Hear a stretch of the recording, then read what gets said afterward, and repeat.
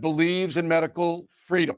They give you access to more than 200 trusted meds like ivermectin, antibiotics, and even your daily prescriptions. Please go to allfamilypharmacy.com/Bill. Use code BILL10 to save 10%.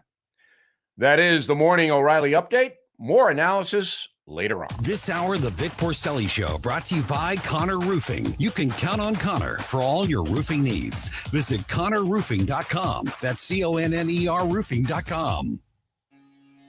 Vic Porcelli. Come on, you're Italian. You understand.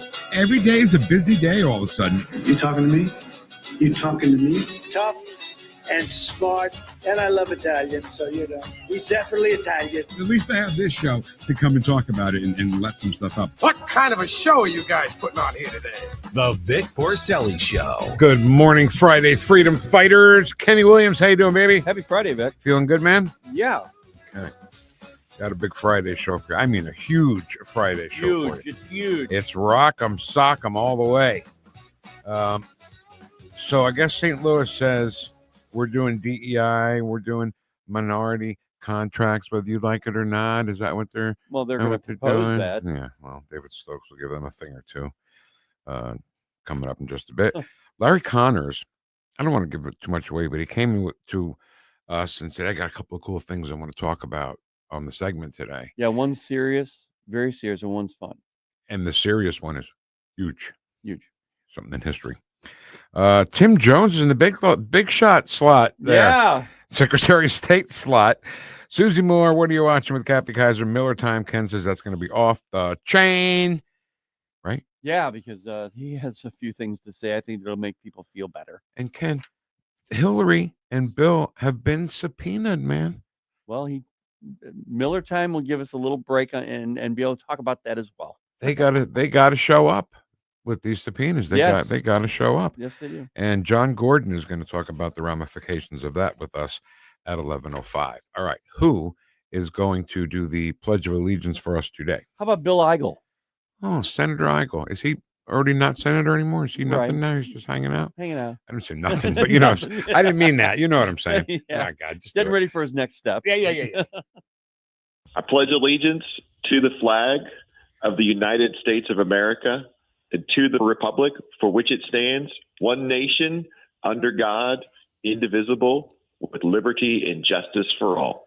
Fantastic. Thank you, Senator Eigel. That's right. He could have been the governor. I can't forget that. All right, let's get rolling here. Our first guest, heavyweight champion of municipal policy, David Stokes. Good morning, champ. How are you? Good morning, gentlemen. I'm doing great. Whenever we do that, I feel like your manager should have been Angelo Dundee. Whatever it takes to get more Howard Cosell impressions from you, Vic. Fantastic. Thank you, David. I appreciate that. That's what I want. I want a whole segment of you as Howard Cosell. Yeah, that'll take about 2 hours. Howard Cosell, speaking of sports. All right, so the minority contracting rules, I mean, this is part of the big no more DEI thing, isn't it? Right, and good for the mayor of St. Louis to whether she likes it or not, and I presume she doesn't like it, but to sort of go with the new changes in federal law and end the minority and women favoring hiring program in the city of St. Louis. This is the program where public funds, public projects have to have a goal. In fairness to the city, it's never been a hard target. It's never been a hard rule. It's been a goal, which, trying to be fair to all. But still, they were taking funds and targeting like 20, I think it was 25% minority-owned businesses in the contract, and it was either 5 or 10% women-owned businesses with these contracts.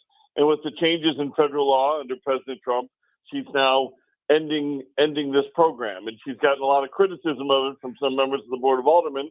But I think she's just saying, look, this is the reality now, and we can't jeopardize these funds. So, again, whether she likes to do it or not, and I suppose I would imagine she doesn't, good for the city for making this change. There may have been a time where programs like this were necessary, but I think we can all agree that the people who are making these these contracting decisions now are not racist, are not sexist, so they're going to make these decisions based on which company, whoever owns it, which firm is right for the various contracts and subcontracts. So I think this is a good move by the city, and I hope a lot of other counties and suburbs and the like follow if they haven't already done so. You know, it was a different story, but I saw Kara Spencer on TV last night. The story was about extending FEMA has extended the deadline to apply for people to help fix their houses from the May 16th tornado. And I'm looking at her and I'm like, she didn't look as weird as she usually looks. I hate to say that, but maybe, I mean, she doesn't want grant cuts, right? She wants the grants to stay in place. She doesn't want prosecutions if they don't follow these rules. So, I mean, good for her. She's being smart. Right. I mean, this is the new law.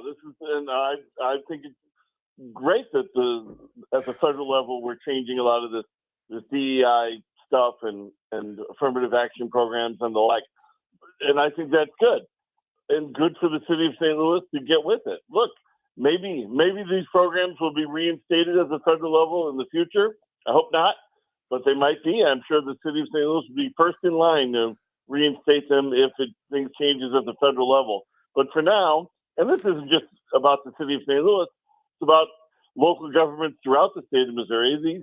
These programs need to be ended. I mean, if you're taking any type of federal funds for your local government, and many of them do in ways big or small, it's time to get with the program and go with the new rules.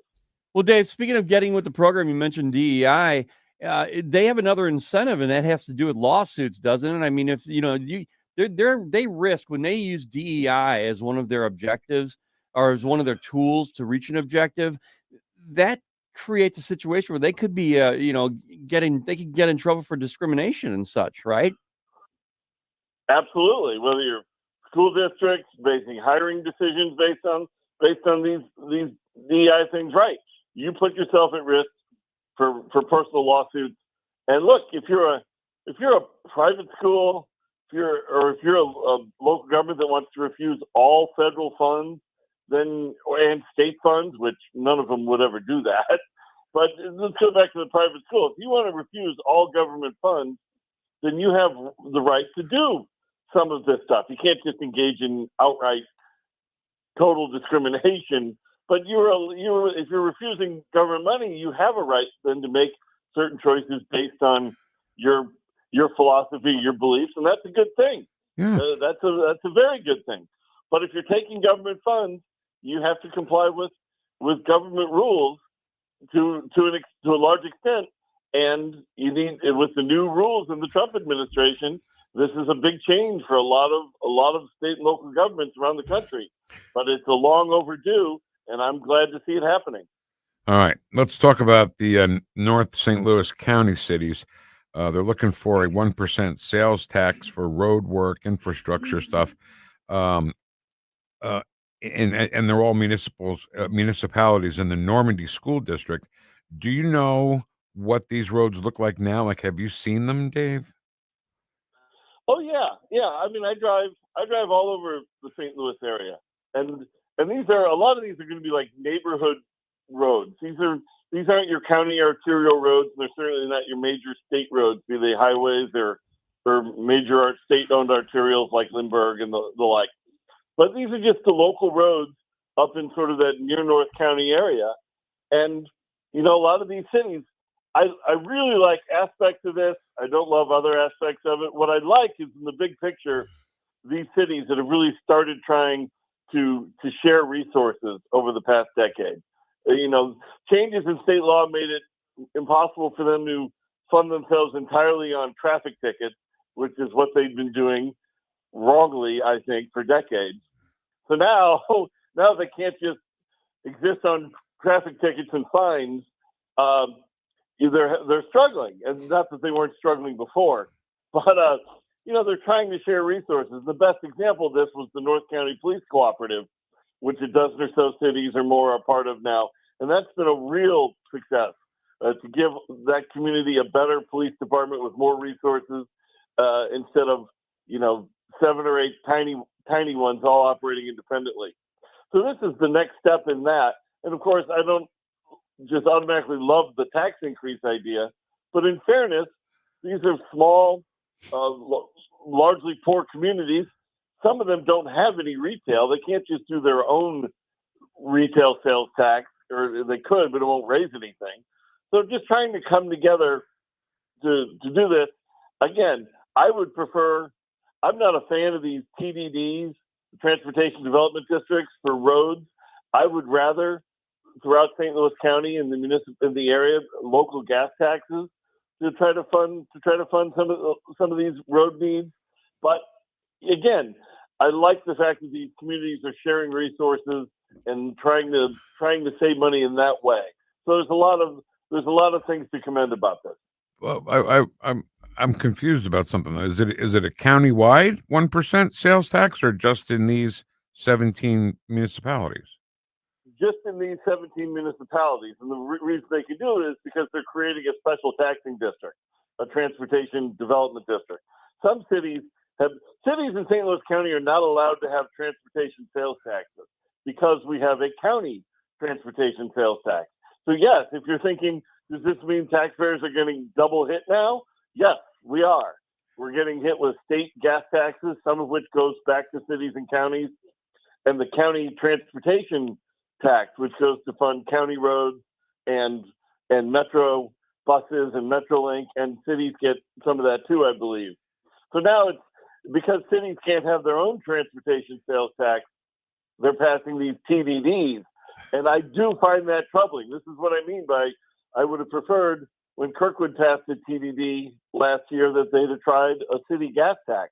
When you start paying for roads with general sales taxes, that's not a great policy. It's better to do it with a user fee.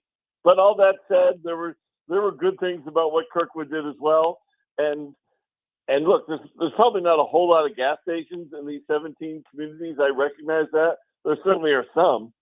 But this is a way for them to raise some money to fix the potholes and repair the curb cuts and get the sidewalks better in this part of all these cities in Normandy School District.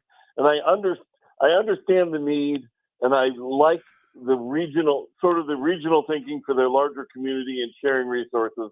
I just wish that it wasn't just another tax increase for people in this community who are on average a lower income, and that 1% sales tax is gonna hurt them a little bit. Right. So you're for toll roads, huh, Dave?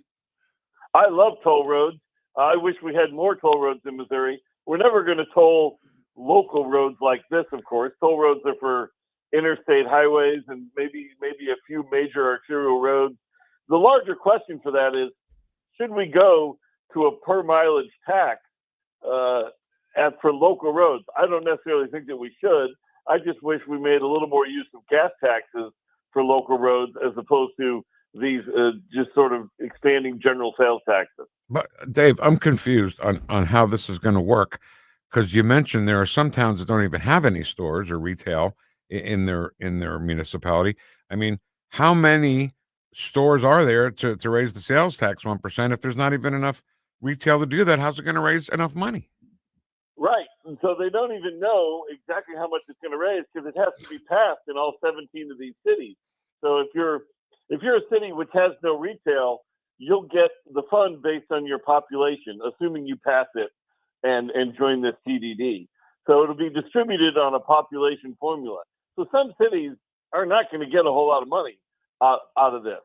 So, but assuming all 17 join this new TDD and all 17's residents are buying food and buying the various stuff that we buy to go about our daily lives in the community, the money raised will go back to the cities in the form of in a population formula, which is not unlike how we distribute gas taxes and plenty of other things. So that's how cities that don't have any retail, if they participate in this TDD, they'll still get some money based on how many people they have within the TDD. All right, well, let's see if it works. Can you tell me the names of some of these cities? I mean, now you're man. Obviously, I think it's like one of the tricks is there's like 23 cities in this 23-to-1 movement up there, which is trying to share resources, and they're not all participating in this. Oh, okay. All right. Like I think Cool Valley is named as one city that's participating in the larger movement, but skipping this TDD because they have their own retail center. They're doing okay for this. Huh. But it's cities like Normandy, Jennings, Velda Village Hills, Pagedale, I believe. You know, a lot of those really small near North County municipalities along Lucas and Hunt, near Natural Bridge, St. Charles Rock Road, sort of that part of the area. Well, good luck to them. I mean, I don't know how they're going to do it. Then we have to come up with another plan. But in my head, I mean, I don't have a very smart head, but in my head, I don't see them raising enough money. I just don't. So, you know, we'll just have to talk to Angelo Dunzi. Dave, always appreciate conversation with you. It's the heavyweight champion of municipal policy, David Stokes. ShowMe Institute. Thanks, Ken. Talk to you guys. You got it. See you, Dave. Well, you gotta prepare me for this. I gotta be ready. Your heart skipped a beat. It does. Yeah. It does. And again, don't know. Somebody actually sent me his name. I don't remember because it's a really weird, like Norwegian. Yeah, you said it one time. You tried to. Yeah. Kid's great. I know it's an instrumental. We're not supposed to do that, but boy, it's just too good. Just too good. All right. Coming up next, Larry Connors. He teased us a little bit with what he's going to talk about, and I think you'll enjoy it. It's next on 1019 and 94.1 News Talk STL. Welcome home. Watch us on our live stream using Rumble, Facebook, and Twitter. The Vic Porcelli Show. Everything woke turns to shit, okay? Now look here. I don't like that kind of talk. Now just stop it. It upsets me. Made in St. Louis for St. Louis. It's News Talk STL.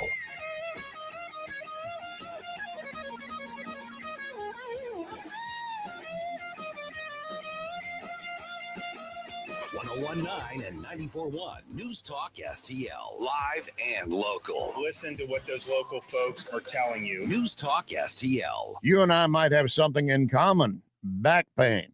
I can tell you where I go for help. Esquire Sports Medicine, the spine of St. Louis. They can put athletes back on the field so they can clearly help us. Esquire Sports Medicine, hands-on chiropractic help on Big Bend, just north of Highway 40. 314-644-0885. EsquireSportsMedicine.com. EsquireSportsMedicine.com.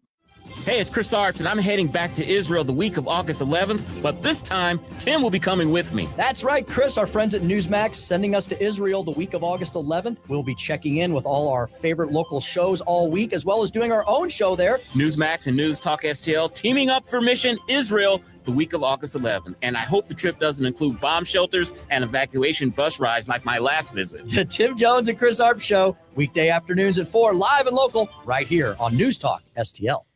News Talk STL is proud to have Doug Voss of Safe Money Radio as part of our lineup each week. Doug has been a staple on the St. Louis radio airways for many years as one of the leading financial experts in the area. You can now hear Doug and Safe Money Radio 2 times every weekend on News Talk STL. But in case you miss anything, you can check it all out at DougVossSafeMoneyRadio.com. You could also reach Doug at 844-676-SAFE. That's 844-676-7233. Doug Voss is a registered representative. Securities offered through DHL Securities, LLLP, member FINRA and SIPC. If you have a phone, you have a radio. Yes, I listen on my phone. Download the all-new News Talk STL app. Love the all-new News Talk STL app. It is awesome. And listen anytime. Love the News Talk STL app. Anywhere.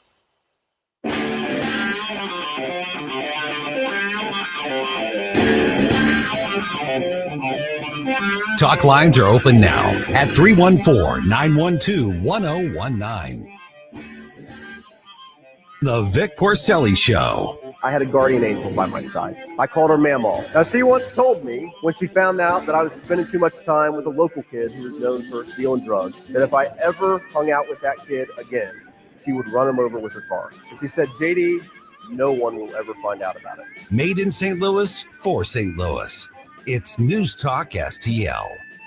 All right, so you know how one thing can make you think of something, then it goes up a chain of things that you think about. Oh yeah, right? Oh yeah. So Jeff Healy Band reminds me of Roadhouse, right? Yep. Marshall Teague was in Roadhouse, Yes. and Marshall Teague will always remind me of Colonel Joe Adams. Always now, yeah. Who's going to come beat me up one of these days. I swear. You're going to find me in a pool of my own blood there. Colonel Joe Adams did it. Hey, News Talk STL and the Hammond Center for Free Enterprise are bringing Steve Forbes to the Lindenwood University Scheidegger Center September 18th, and that's going to be a great night. And we did it with the help of the Young America's Foundation and West and Mid Rivers News Magazine. How much does it cost to get in? Nothing. It's free. But you have to reserve your ticket and do that at our website, newstalkstl.com, to see Steve Forbes at the Scheidegger Center at Lindenwood University. All right. The king has arrived. Commander. Oh, sorry. St. Louis, it's Mr. Connor's neighborhood. Commander above or beyond? Underneath king? So is that the next promotion? Yeah.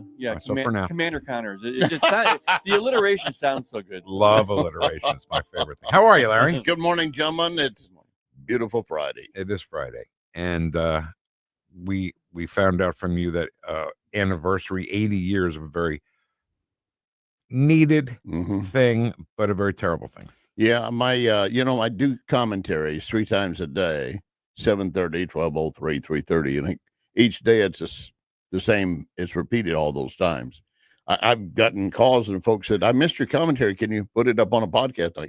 So I guess I'm going to start building a separate commentary podcast. But the one today deals with the Hiroshima and Nagasaki bombings, and the interesting points behind that. The first one was dropped August 6th. That was 2 days ago, 80 years ago. The next one would be tomorrow, 80 years ago. So only 3 days apart. Only 3 days apart. Crazy. Truman told them, we have more.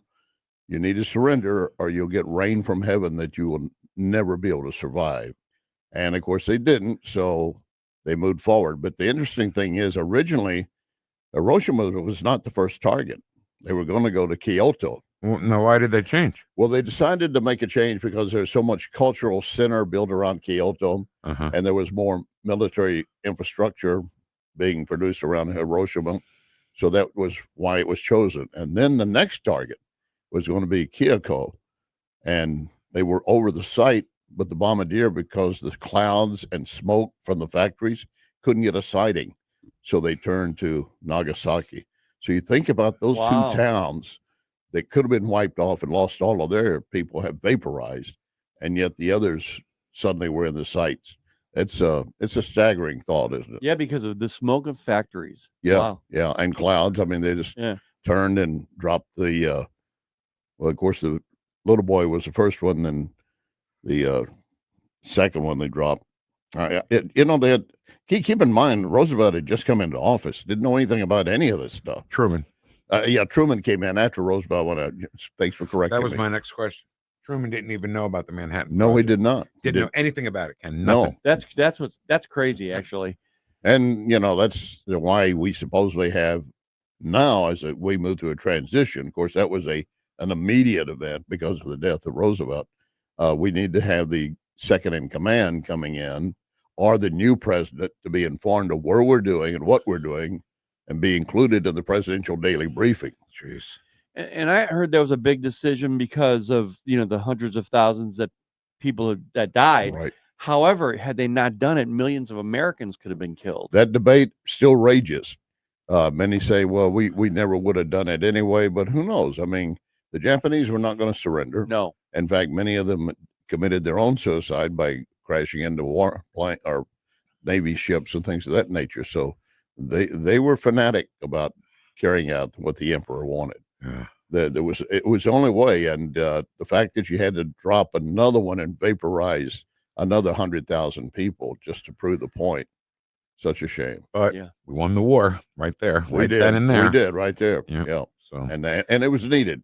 So and what happened 80 years ago this week, and the two gigantic atomic bombs just 3 days apart. The Enola Gay was the right plane, and right? Boxcar was the second plane. I didn't know that. Yeah, Boxcar brought the second one out. That's fantastic. And we have to be able to remember this.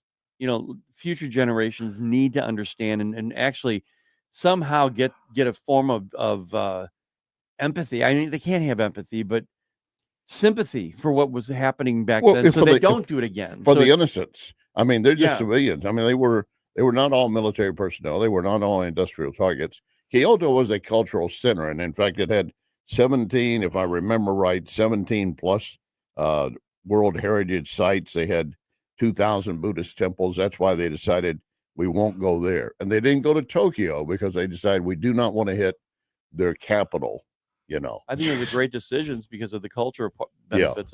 Keeping that cultural for future generations. Right. I mean, it's just, and those that survived, some were, within a mile, and they were survived because they happened to be shielded by, a wall that stood, but they suffered burns. Many were put on boats, taken to another island nearby, and many died en route, and many died later. I mean, it's just Some of the images of that, like it'll have a wall, shadow exactly frozen in. Yeah. just like a what's what I'm looking for? Silhouette Yeah. of a person because they just got completely vaporized. Wow. Can't imagine seeing the sun rise right there in front of your eyes, and it's behind that. Yeah. All right. So what's your other thing? It's supposed to be fun. Oh, that wasn't well, the fun one, right? No, I had another commentary yesterday. Like I said, a lot of people, they hear these and they want to hear them again. I said, well, you got to be listening these times. So I guess I'm going to have to put a podcast together, a lot of them. But the one years ago, as a reporter at Channel 4, I had found out that a state legislator was not living in his district. Now, this is very similar to Adam Schiff right now because he had claimed a home in Maryland as his primary residence while he was serving in the California state legislature. Right. And the reason he claimed it that way is because he was going to get a better mortgage rate and a tax break at the same time. So he lied. Mortgage fraud. Yeah, exactly. And I hope they go after him full time. Well, the state legislator was not living at his residence he had listed. His wife was still there, but he was now living with his mistress outside the district. Oh. And the way we had to prove it, I mean, it's the wife actually had tipped me off on it. And then we started checking. Well, we got to find a way to verify it. All utility bills going to that address where his mistress were and mail going to that address with his name on it. So there was a lockdown right there that he was paying utility bills and he was living there and getting mail there. So we went to go try to get an interview with him, and he's in the on the state floor. He knows we're coming. He stays on the state floor, and he keeps trying to turn his back. We're only allowed to go around the edges. We can't go onto the state floor. So we're still trying to get pictures. I've never seen a guy hold a newspaper in front of his face that long. And every time he'd shift and read this way. Well, some of the others were wondering what was going on. Now they got PO'd at us. Sure. One state representative in particular, and I didn't know this until after we'd come back, and I don't know if the story had even aired at that point, but they knew we were going to. And the state legislator, and I remember the name, I could use it, but I'm not going to break it up. I let it sleeping dogs lie, basically. I got a call from an Associated Press reporter. He said, "So what's your response?" I said, "To what?" He said, "Being called out on this floor of the Missouri State Legislature." I said, "What do you mean?" He said, and he identified the one who called me out. He said, "He called you because the way you were hounding and going after this legislator, you're just, you're trying to ambush him. You're trying to make him look bad." And he said, he called you a belly up snake in the grass. What? Yeah, that's why I said, well, I guess that would mean I'd be dead. I've never seen a belly up snake in the grass. And Unless they're dead. And I've seen a lot of snakes. Yeah, really. Yeah. So, and it was, of course, because he said it on the floor, he was delivering a speech. It got read into the record. Oh, and boy. So you're in the record. That's I funny. mean, yeah. If you look belly up snake in the grass state legislature, There's Larry's pictures. You might find more than me, actually. So what was the outcome? The outcome is they shuffled things around, and he kept his seat. And I don't think he he did not get reelected, if I recall right. Well, the people spoke, but still, it's the way the government maneuvers stuff that pisses people off. That's the thing we talk about every single day, right, Vic? And the guy that called me out, I invited him. I was doing weekend anchor work. I invited him. You want to come on set with me and discuss that this weekend? And he agreed. Wow. And it made a great, engaging conversation, Yeah. So all right, what's coming up tonight? Tonight, I've already got it in plan. that I think we're going to be looking at. Oh, I can't tell you. For God's sakes. They do that all the time. Be sure you tune in tonight in between 6 and 8, and great commentary, 7:30, 12:03, and 3:30. And I believe today is Quentin's last day, right? Yes. Yes. That sucks. Yeah, what a shame. I like that kid a lot. Yeah, we like really you. do. And he's been working with you forever. Yeah, he's leaving, and I'm happy for him. It's going to be a great opportunity for him. Jerome will be pulling double duty, working with me. I'm looking forward to that. By the way, I think today is Trump's 200th day in office. Yeah. Yes. 200 days, 200 wins. Yeah, absolutely. Yeah. I mean, everything the man does, and all these people out there are still saying we're drowning people, and they're not. I see nothing but good. Well, again, the Today Show, I was watching this morning, and they had grocery store shelves, right? Yeah. And then full of food, but they're saying that, well, tariffs are coming. You know, they didn't say that prices are up. Yeah. They said prices could be going up. Yeah. Get ready. Get ready. Yeah, and that reminds. I will give you a clue of what's happening on one thing tonight. Mandami, had just gotten back from a wedding in Uganda. Huge wedding. Yeah, because his family owns an estate in Uganda. Yeah. That's where they got married. His family lives there. And two things. When he came, that was when the Manhattan shooting took place. The guy in the office tower was an off-duty police officer that got killed. One of them. NFL headquarters. You would have thought that would have been one of the safest places for an officer to be in. Right. A high rise, down on the street. He gets killed. When Mandami gets back to New York, even though he's called for defunding police and everything, he got a bouquet of flowers and wanted to take it to the widow. You talk about pandering, right? Oh my God. And just slapping the face. Which, by the way, Uganda, and he has yet to deal with. He's being endorsed in New York and supported by LGBTQ, and in Uganda, they kill you. Right? They kill you. The irony. Yeah. No, he's crazy. That's just how the socialists do it, right? Big, lavish, billion-dollar wedding. Larry, thank you so much, baby. God bless you guys and everyone listening. Mr. Connor's Neighborhood God on bless the Vic Porcelli Show. Thanks, Mr. Connor. Everybody listening. Larry Connors. Okay. Oh, my God. It's a great song. Jeff Healy Band. So when Chris Arps said to me, hey, I'm going to Israel, I said, why? Why? And he started telling me why. I said, yeah, but why? Why would you go? He went, ended up in a bomb shelter, had to take a secret route to the airport to take a secret plane out of there, and now they're going back.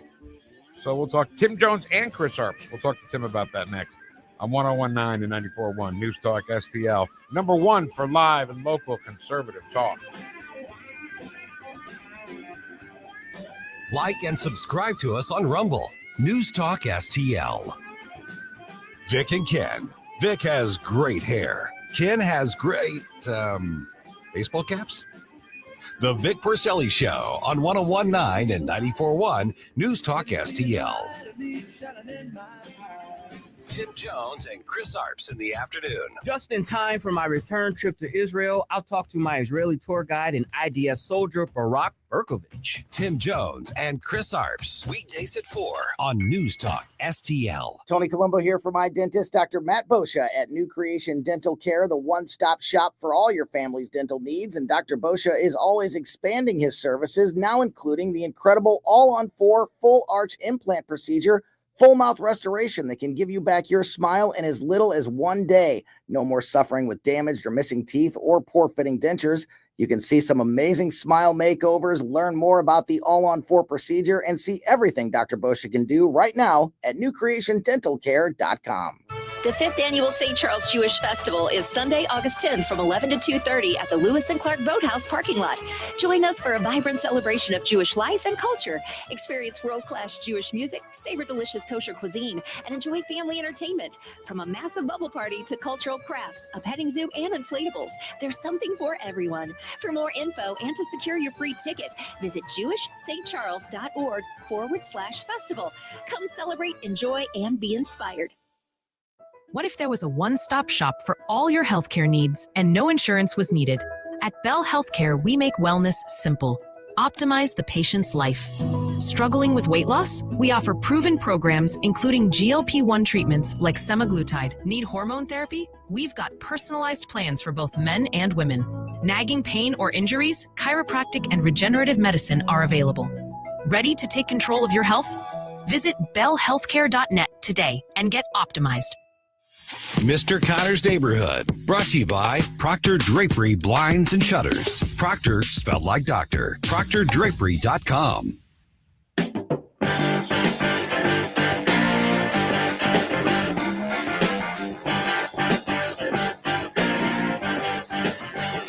Talk lines are open now at 314-912-1019. The Vic Porcelli Show. One day, some of the kids from the neighborhood carried my mother's groceries all the way home. You know why? It was out of respect.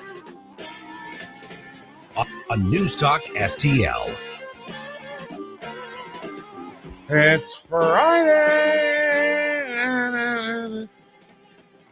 A lot of stuff going on here at the radio station. First and foremost, if you have a phone, I don't know if you know, but as if by magic, your phone is also a radio.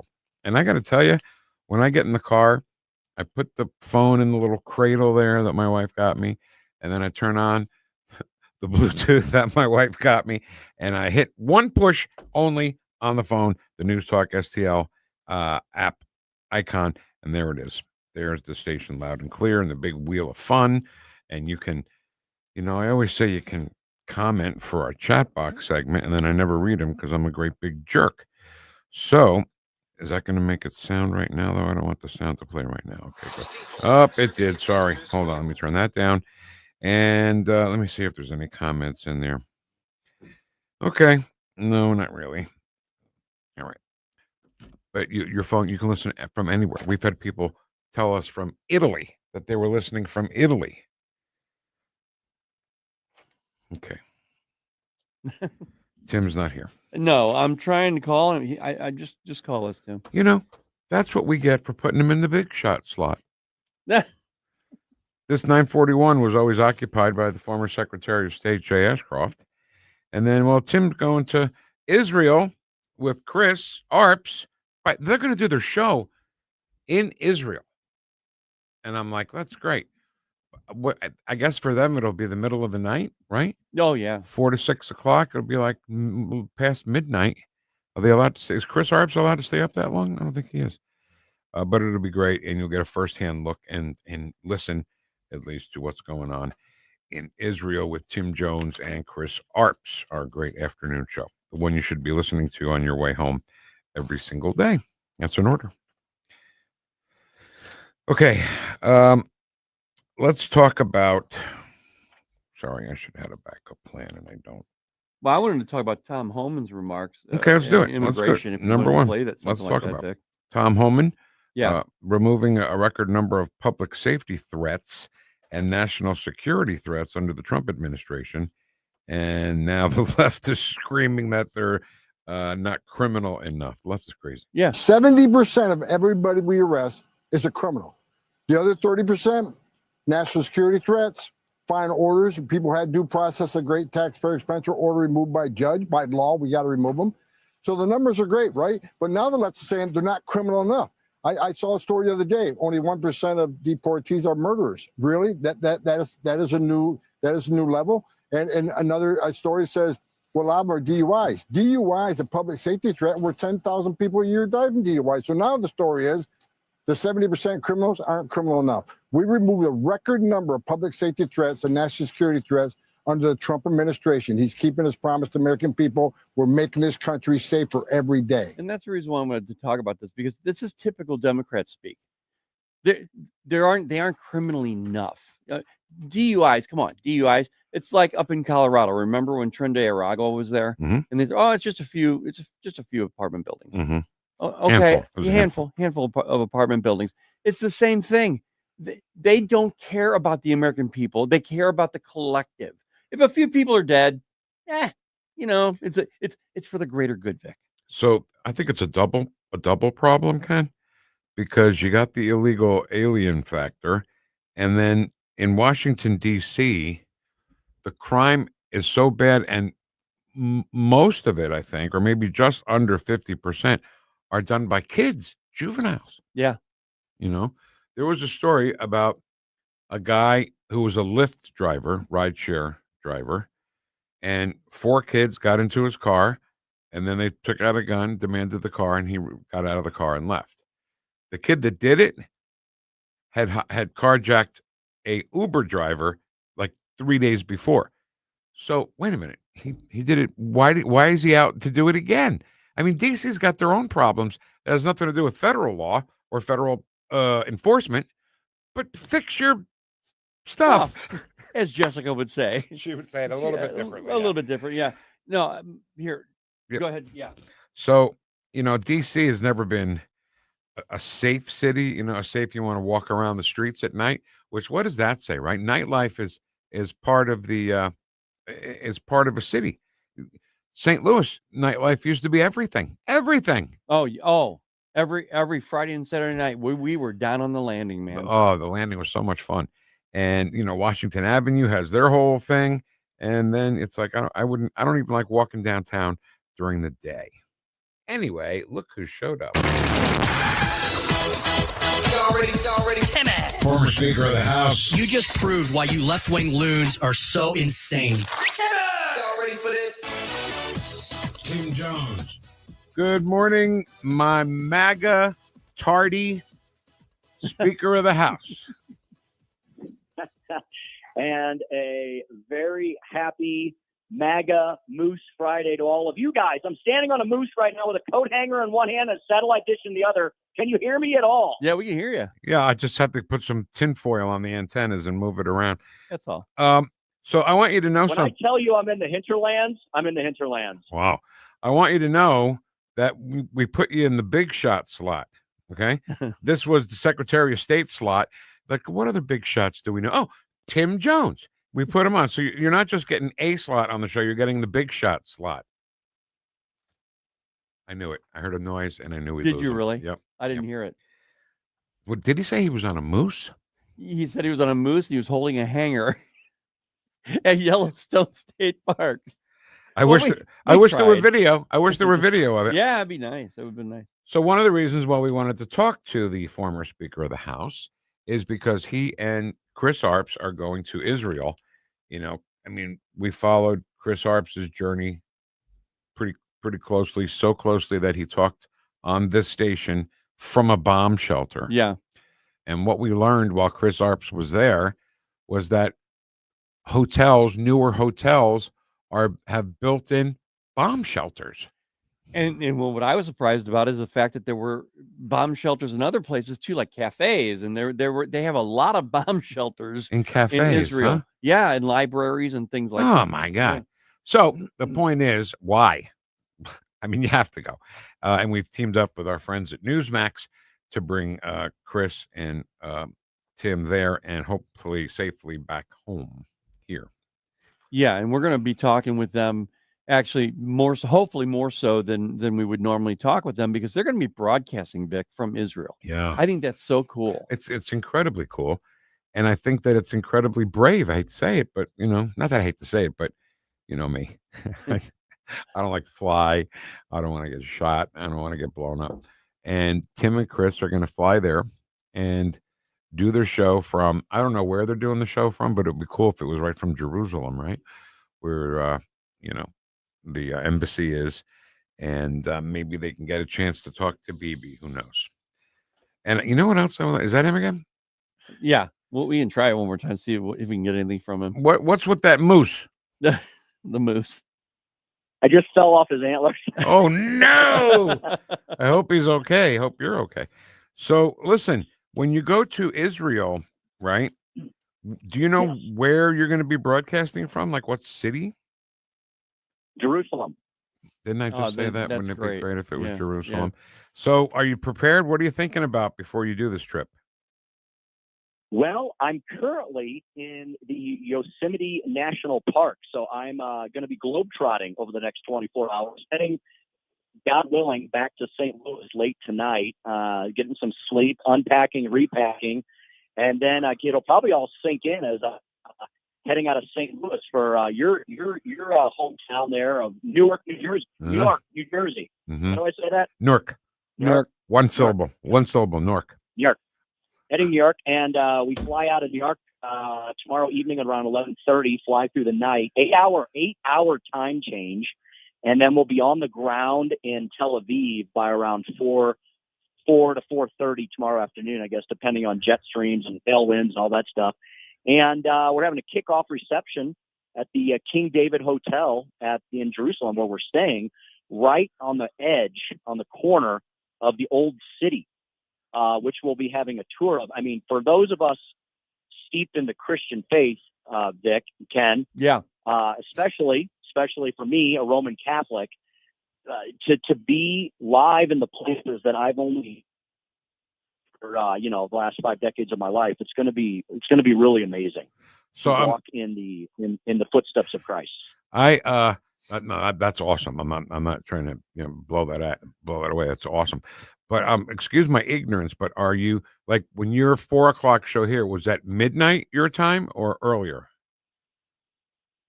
No, so you guys are 8 hours behind. So when I land at 4:30 on Sunday, it'll be 8 a.m. St. Louis time. Oh, so it's the other way. Okay, I got it. So when you're 8 hours ahead, Israel is 8 hours ahead. So you guys have to get up early to do the show. No, I'll be ahead of you guys. Right. So I'll be doing the show at night. Yeah. I just said that. But yes, but you were thinking after we were doing the show. I said doing the show. That starts at 4. It'll be midnight there. But what he's saying is that he'll be the night before, not the night after. Wow. Yeah, we're going to be doing the show on Tuesday and Wednesday. Yeah. On Monday, I'm going to hopefully, all of this is dependent on technology, which, as we can see by me being here in the United States of America, nowhere near cell towers, it's going to be really dependent on that. But, the difference is Israel is an extreme. Yeah. Hope the connection's better in Jerusalem. He's going to have to bring the moose with him. Yeah. Yeah, no moose. We're going to be doing a slight pre-record, just to make sure everything works right. Yeah. It'll be just a very slight pre-record of like an hour, and then Joey will be immediately plugging everything in as soon as. So we're going to tape these segments.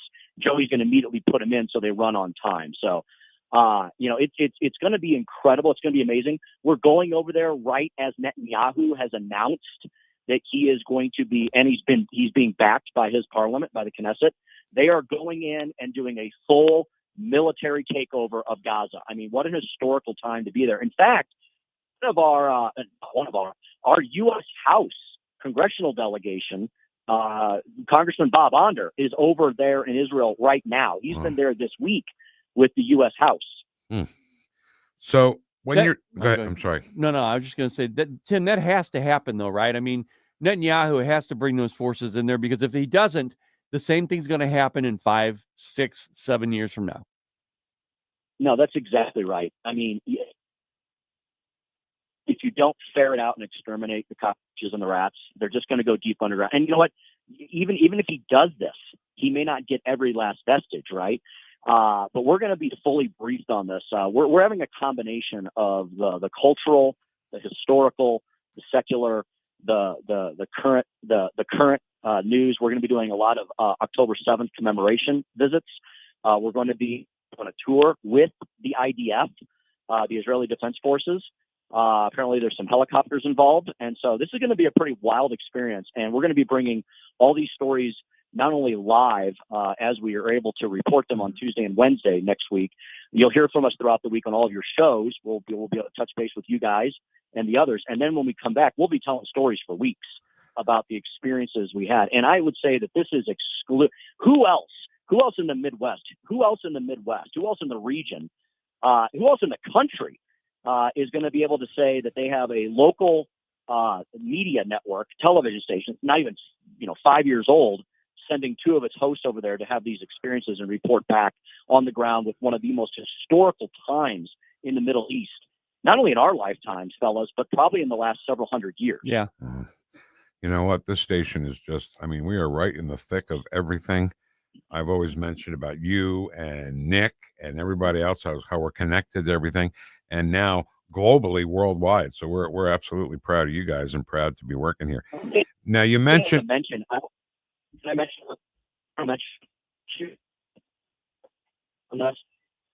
Today. Yeah, you're coming in now, Tim. We didn't really hear anything you said just now. Okay, can you hear me now? Yes, go. Yeah, so I found out today the manifesto, the folks going over, there's like 40 to 45 media influencers, Newsmax people of that sort who we're all traveling together over there. And my good buddy, this is going to be great because talk about a storyteller, talk about a guy who's going to be able to relate this in real time. My good friend, John Gizzi, White House correspondent for Newsmax, is going to be on this trip with us. I couldn't be more excited. This guy has an encyclopedia for a brain. Yeah, they call him the living, walking, talking Rolodex in Washington, D.C. All right, so be careful on your trip. When you mentioned the IDF, if you can just report back to us watching the IDF, especially the women, okay? Because there was a short, like 30-second video of some Palestinian guy trying to hassle a female IDF soldier. And their foreheads are pressed against each other. She's taking no crap from anybody. So just let me know how the women look and what they do in the IDF. The dynamic there. Yeah. All right, we got to run. Tim, if I had some trolley stop cookies, maybe. Hey, I'm done with that, okay? We fed Nate and we fed Burleson. That's it. Nobody else gets cookies. Have a safe trip, and we will talk to you when you get back. We'll talk to you while you're there, okay? Yeah, gents, I'm going to do my best. I'll touch base with Ken once we get settled on the ground and see if we can take a time to touch base with you guys. Thanks for touching base with me this morning. You guys do awesome work. Been listening to the show all morning, all the way here in beautiful Yellowstone National Park. All right, take your moose and ride off into the sunset. Have fun, Tim. All right, that's Tim Jones. We'll talk to him once he gets out into Israel. And when we get back, we have Susie Moore, right? 10:05 Susie Moore? Yes, sir. Yes, on 1019 94.1 News Talk STL. Welcome home. Hi, this is St. Louis County Councilman Mark Harder reminding you to check out my new show this weekend, The St. Louis County Insider with Councilman Mark Harder. That's me. Every Sunday evening at 5, we will explore with you behind-the-scenes stories and information that you won't hear anywhere else. Plus, we talk to decision makers and influencers that have impact on what's going on in St. Louis County and beyond. The St. Louis County Insider with Councilman Mark Harder. I'll talk to you Sunday night at 5, only on News Talk STL. Hey, Jamie Ullman here with my common sense brother, Rob Very, owner of STL Bath and Renovation. And let me tell you something, your home is your castle, but so is your bathroom. Rob, how can you make it beautiful? Jamie, if you're tired of cleaning, you love the tile, but you hate the grout, we can give you man-made or natural stone in your bathroom for your floors and walls, but no grout. Easy to maintain. And beautiful. All kinds of selections as well. More than you can count. STLBR.com, St. Louis Bath and Renovation, STLBR.com. Thanks, Rob. Thanks, Jamie. Attention all gun enthusiasts. Don't miss the big DeSoto Gun Show, August 10th and 11th at the Knights of Columbus Hall in DeSoto, Missouri. Over 450 tables of pistols, handguns, rifles, long guns, shotguns, ammo, and more. The fun starts Saturday, August 10th at 9 a.m. and continues all weekend. Admission just $10 and good for the entire weekend. 12 and under get in free with discounts for veterans and first responders. The big DeSoto Gun Show at the DeSoto, Missouri Knights of Columbus Hall the weekend of August 10th. More info at bkeypromotions.us. Hey, it's Chris Arps, and I'm heading back to Israel the week of August 11th, but this time, Tim will be coming with me. That's right, Chris, our friends at Newsmax, sending us to Israel the week of August 11th. We'll be checking in with all our favorite local shows all week, as well as doing our own show there. Newsmax and News Talk STL teaming up for Mission Israel the week of August 11th. And I hope the trip doesn't include bomb shelters and evacuation bus rides like my last visit. The Tim Jones and Chris Arps Show, weekday afternoons at 4, live and local, right here on News Talk STL. KLGY HD3 Clayton, K270BW Belfast, KNBS Bowling Green. This is News Talk STL at 1019 94.1 and always streaming at newstalkstl.com. Breaking news this hour from Town Hall. I'm Rich Thomason. House Speaker Mike Johnson is in Israel for meetings with Prime Minister Benjamin Netanyahu on the food crisis in Gaza.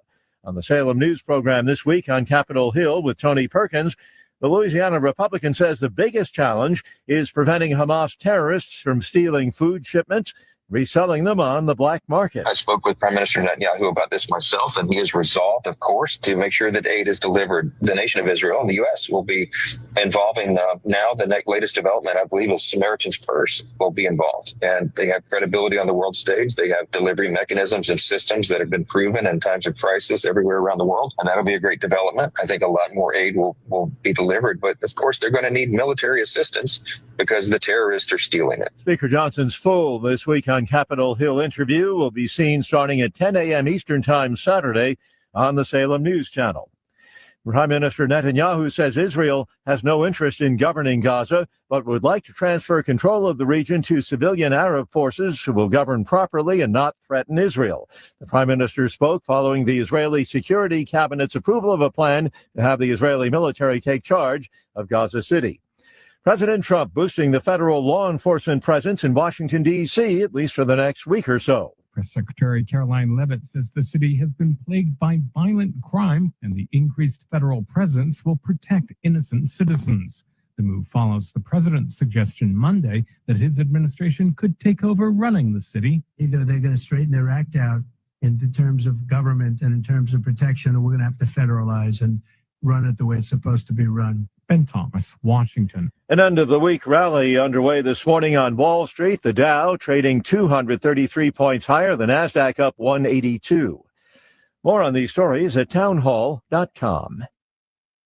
Hey everybody, Charlie Kirk here. As executive director of Turning Point USA, a national radio host, podcaster, husband, and father of two, my schedule is about as crazy as it can possibly get. 2 years ago, I made the decision to take control of my health, and I chose PhD Weight Loss and Nutrition because I needed a plan that fit my hectic lifestyle. I travel a lot and my schedule changes every week, so I need something simple. They customized a plan for my body and my schedule, and I quickly lost 30 pounds. Now I have the energy and focus to get through my busy day. PhD will help you too.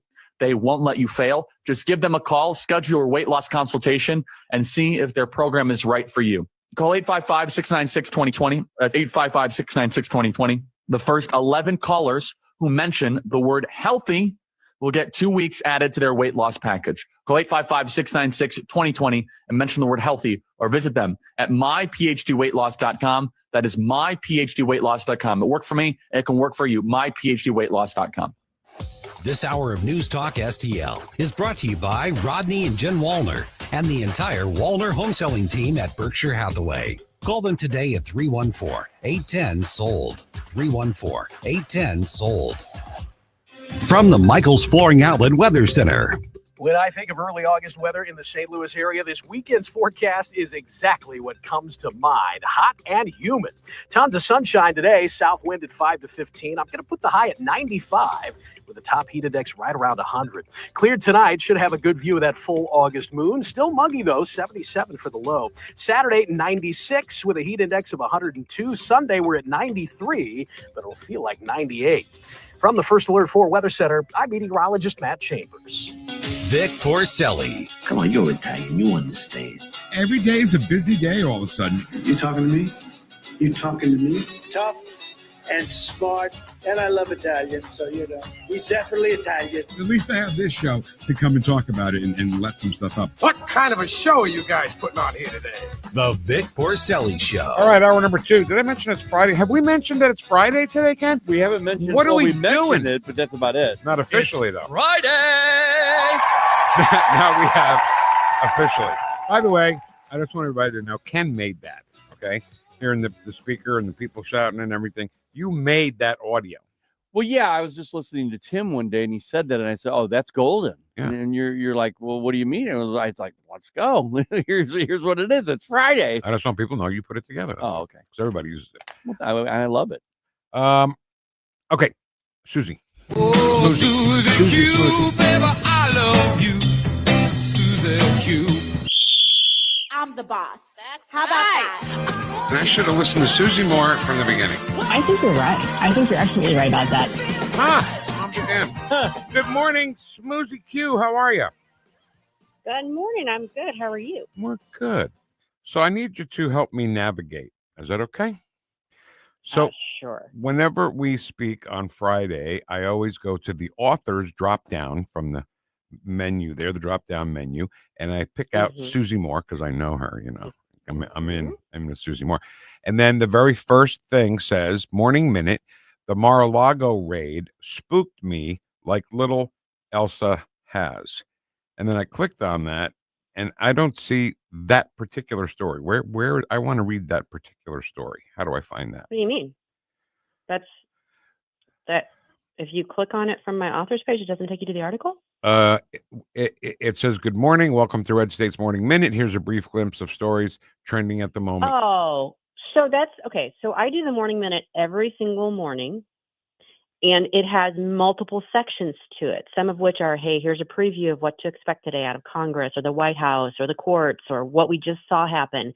But towards the end of each Morning Minute, there's a morning musing section, and that is what I take the title of the piece from. So if you scroll down to the morning musing, you will see what I have. There we go. Okay, exactly what I wanted, because I didn't see the word Mar-a-Lago anywhere. So let's talk about the Mar-a-Lago raid. Boy, so much we've learned now looking back. But funny enough, everything we said about that Mar-a-Lago raid, we were right. Pretty much, yeah. Yeah, it is. I'm still trying to kind of wrap my brain around the fact that it's only been 3 years since that, but so much has happened in the interim, and we are in such a different place than we were 3 years ago today. Thankfully. Yeah, really. But I mean, it's so interesting how everybody on the news, it's the same thing as, the dossier and, Trump colluded with the Russians and all that crap. It's just another piece of evidence when we say, what can be done about the lies? I mean, let's call them what they are: misinformation, disinformation. I'm sick of those words too. The lies that come out of the mainstream media, Susie. Well, we can do what we've been doing, and that is keep calling it out. In some instances, there are legal ramifications like libel, defamation, that sort of thing that people are actually being a little bit more aggressive with these days because they've seen, and particularly President Trump has shown that can be an effective tool to push back on some of the lies. So you just kind of keep exposing the lies. And their ratings and their subscribership and those sorts of things are showing the fact that people are less and less inclined to support them because they don't find them credible anymore. So what took so long? I mean, what took so long to get the libel train moving?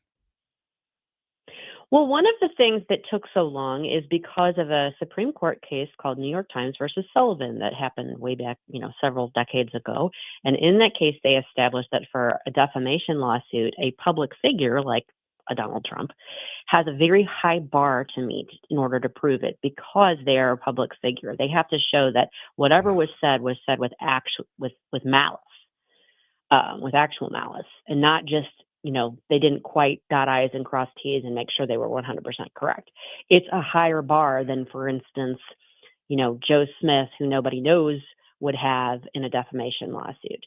Because of that high bar, it's been really hard to be successful at these suits. Donald Trump and others have really pushed it and have started to show that, that bar can be met. And, you have pushes from, for instance, Clarence Thomas that lawsuit, that standard maybe needs to be revisited as well. Yeah, I think so. So, Donald Trump went on trial as she's the state attorney general, right? Letitia James, she's the state attorney general. Yeah, New York. Yeah. And she ran on, I'm going to get Trump. And these people, to their own detriment, I always call it elitist egocentrism. So Letitia says, well, I hate Trump, so everyone will hate Trump. Everybody. So I'll get away with this, and I'll convict him, and nothing will happen to me. And turns out she's getting investigated herself. Yes. I mean, the tables have turned on a lot of the people that were focused on getting Trump, and, some may call it retribution, and maybe in some respects it is, but there appear to be some inconsistencies and some questions regarding her mortgage declarations, paperwork surrounding her various mortgages, just as there are with Adam Schiff. And it just kind of goes to show, look, if you are going to say, hey, I am a powerful person in the government, and I'm going to use my office to crawl up someone's backside and, really kind of make their life hell, subject them to the process, then when they have power, don't be surprised if they do the same in return. And that means you'd better be squeaky clean. And her case has been sent to a grand jury, and she might come out of this with indictments against her. She could. I hadn't seen that I knew there'd been a criminal referral, but I hadn't seen that it had gone to a grand jury. But either way, yeah, she could very well. It was just announced, Susie. Just broke seconds ago as your phone was ringing. Okay. Well, see, while you guys were seeing that, I was focused on the fact that there was a big win for the Trump administration regarding Judge Boasberg. Well, let's hear that. Well, you may recall that they have kind of been at loggerheads in the case involving the removal under the Alien and Enemies Act. And back in April, he found the administration in contempt of his court for not basically turning the planes around and bringing the aliens back into the country at a moment's notice. And that that finding of contempt has now been vacated by the Court of Appeals. So all this winning, I'm getting sick of it. Me too. 200 days, 200 wins. I'm not sick of it at all. Bring more on. Bring on the wins. I'm being a little facetious. So let's talk about judges for a second, because I don't think it was with the segment with you, but Ken and I were talking about all this stuff, and people say, "Well, this judge is really liberal." I feel like we shouldn't know that this judge is liberal. I feel like justice is blind, and the blind is the thing on their eyes is not there anymore, because we know that that guy with the crazy white hair and the guy you just mentioned are both crazy left-wing liberals. We shouldn't know that. Vic, that's a great point. I mean, Susie, seriously, don't they have a blindfold on? We're supposed to go. If someone were to ask a question about any judge, they should say, "Well, I don't know. I mean, we really have no idea." Justice is blind. How could we say? How could we? Yeah. Right. Yes. So here's where that. Okay, I agree with you overall in principle, particularly when you're talking about trial judges. Now you have to remember, judges become judges in different ways. In some instances, they are elected, so they have to run in an election, and depending on what the jurisdiction is, they may have to declare their party in order to run.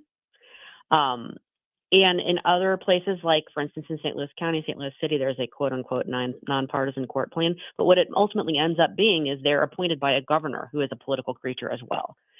So, and particularly, like, think about the Supreme Court. They're appointed by presidents.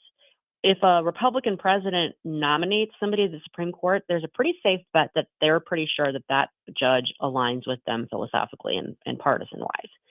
So, yes, we shouldn't, like, if I'm walking into court on a traffic matter, I should have no idea what the judge I'm in front of, what their politics are. Shouldn't matter, shouldn't be part of it. Right. It's impossible to escape it when you're talking about the more high-profile positions where they're appointed by a governor or by a president, because you kind of know by default. All right, I'm glad you brought up SCOTUS, because that's exactly where I was going to take this conversation. Kavanaugh, Gorsuch, Coney Barrett, all appointed by President Trump.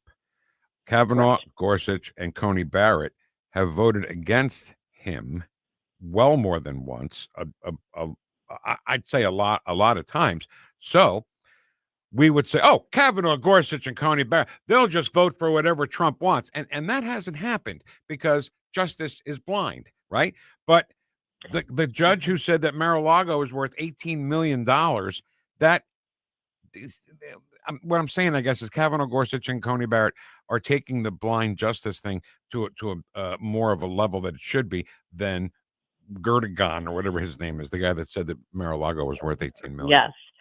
Well, you have highlighted a very important point, and that is that not all judges are the same. Some actually take their role and the fact that that justice is supposed to be blind very seriously, and they strive to conform to that, even though we all bring biases to everything that we do. You can't be human and not have some degree of bias.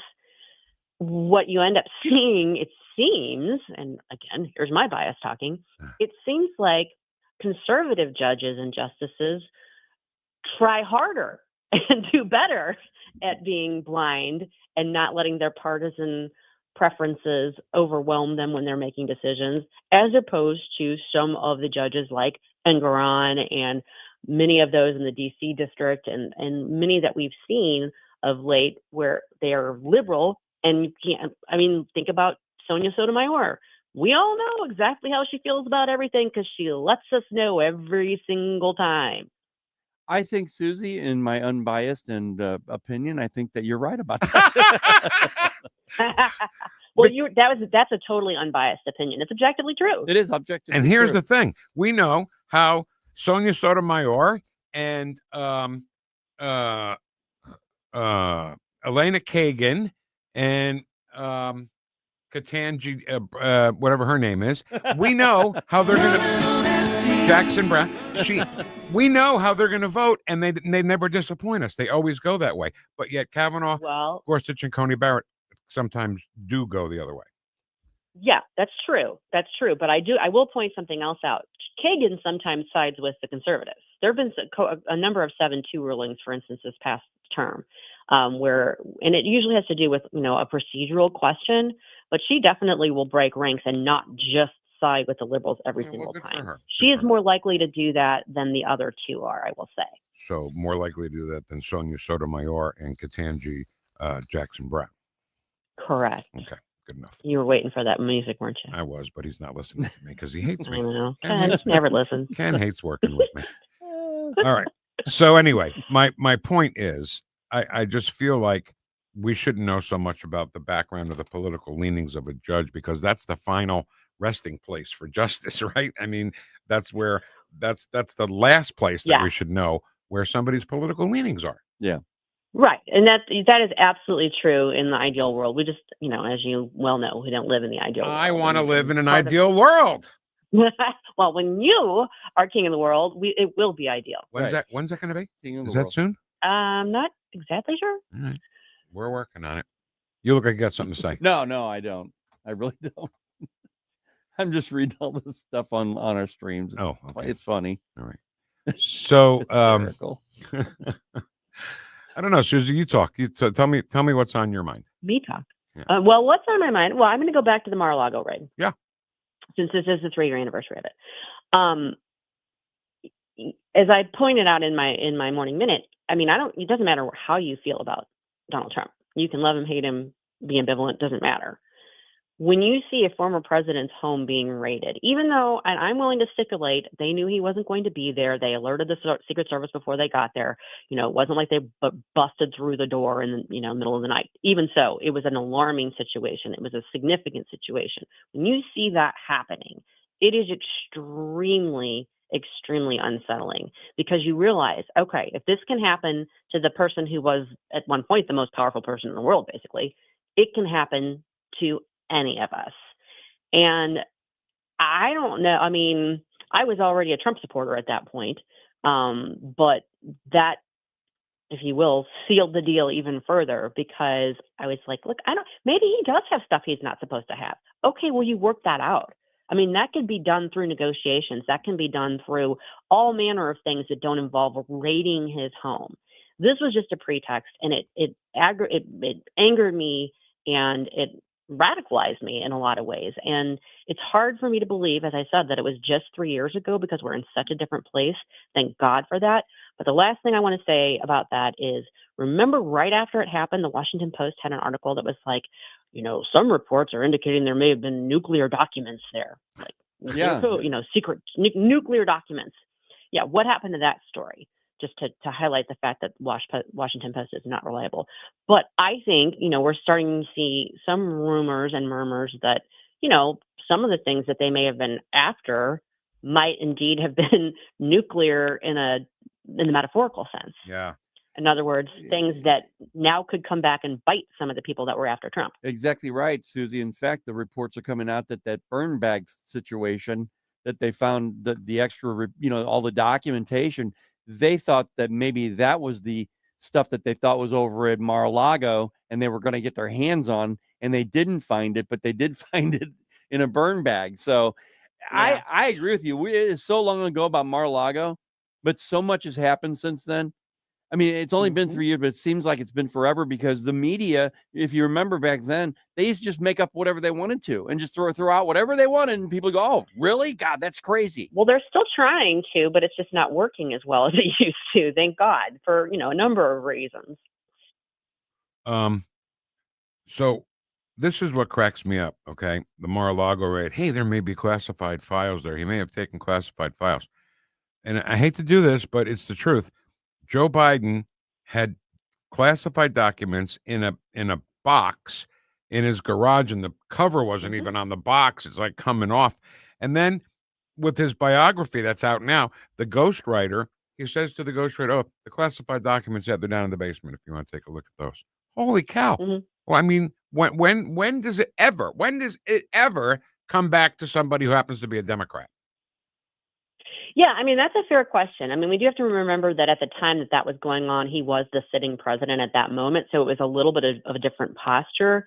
But it was, not what was also different was that a lot of those documents were documents that predated his presidency. In other words, he would have never had the ability to declassify them. So he should have never had them in his possession.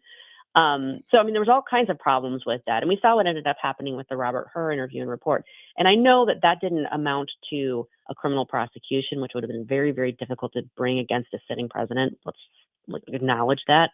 But Hur did do an important thing there. And that was to say, look, there's problems here, but this guy's so old and addled, I don't think it would be reasonable to expect to be able to prosecute him successfully before a jury. So here's why. So even though he didn't actually bring charges against him, he kind of laid bare the fact that Joe is out of it. And that really kind of piled on top of the other evidence that there was and kind of went a long way towards helping him eventually be forced out of the race. And that's true, but then they should have immediately made him withdraw from the presidency then at that point. Then he shouldn't have been allowed to be president anymore. Susie. I agree. And we probably need to revisit the 25th Amendment because it's not being used properly. And that's an instance where it should have been. And those things turned out pretty good because who wants Kamala as president?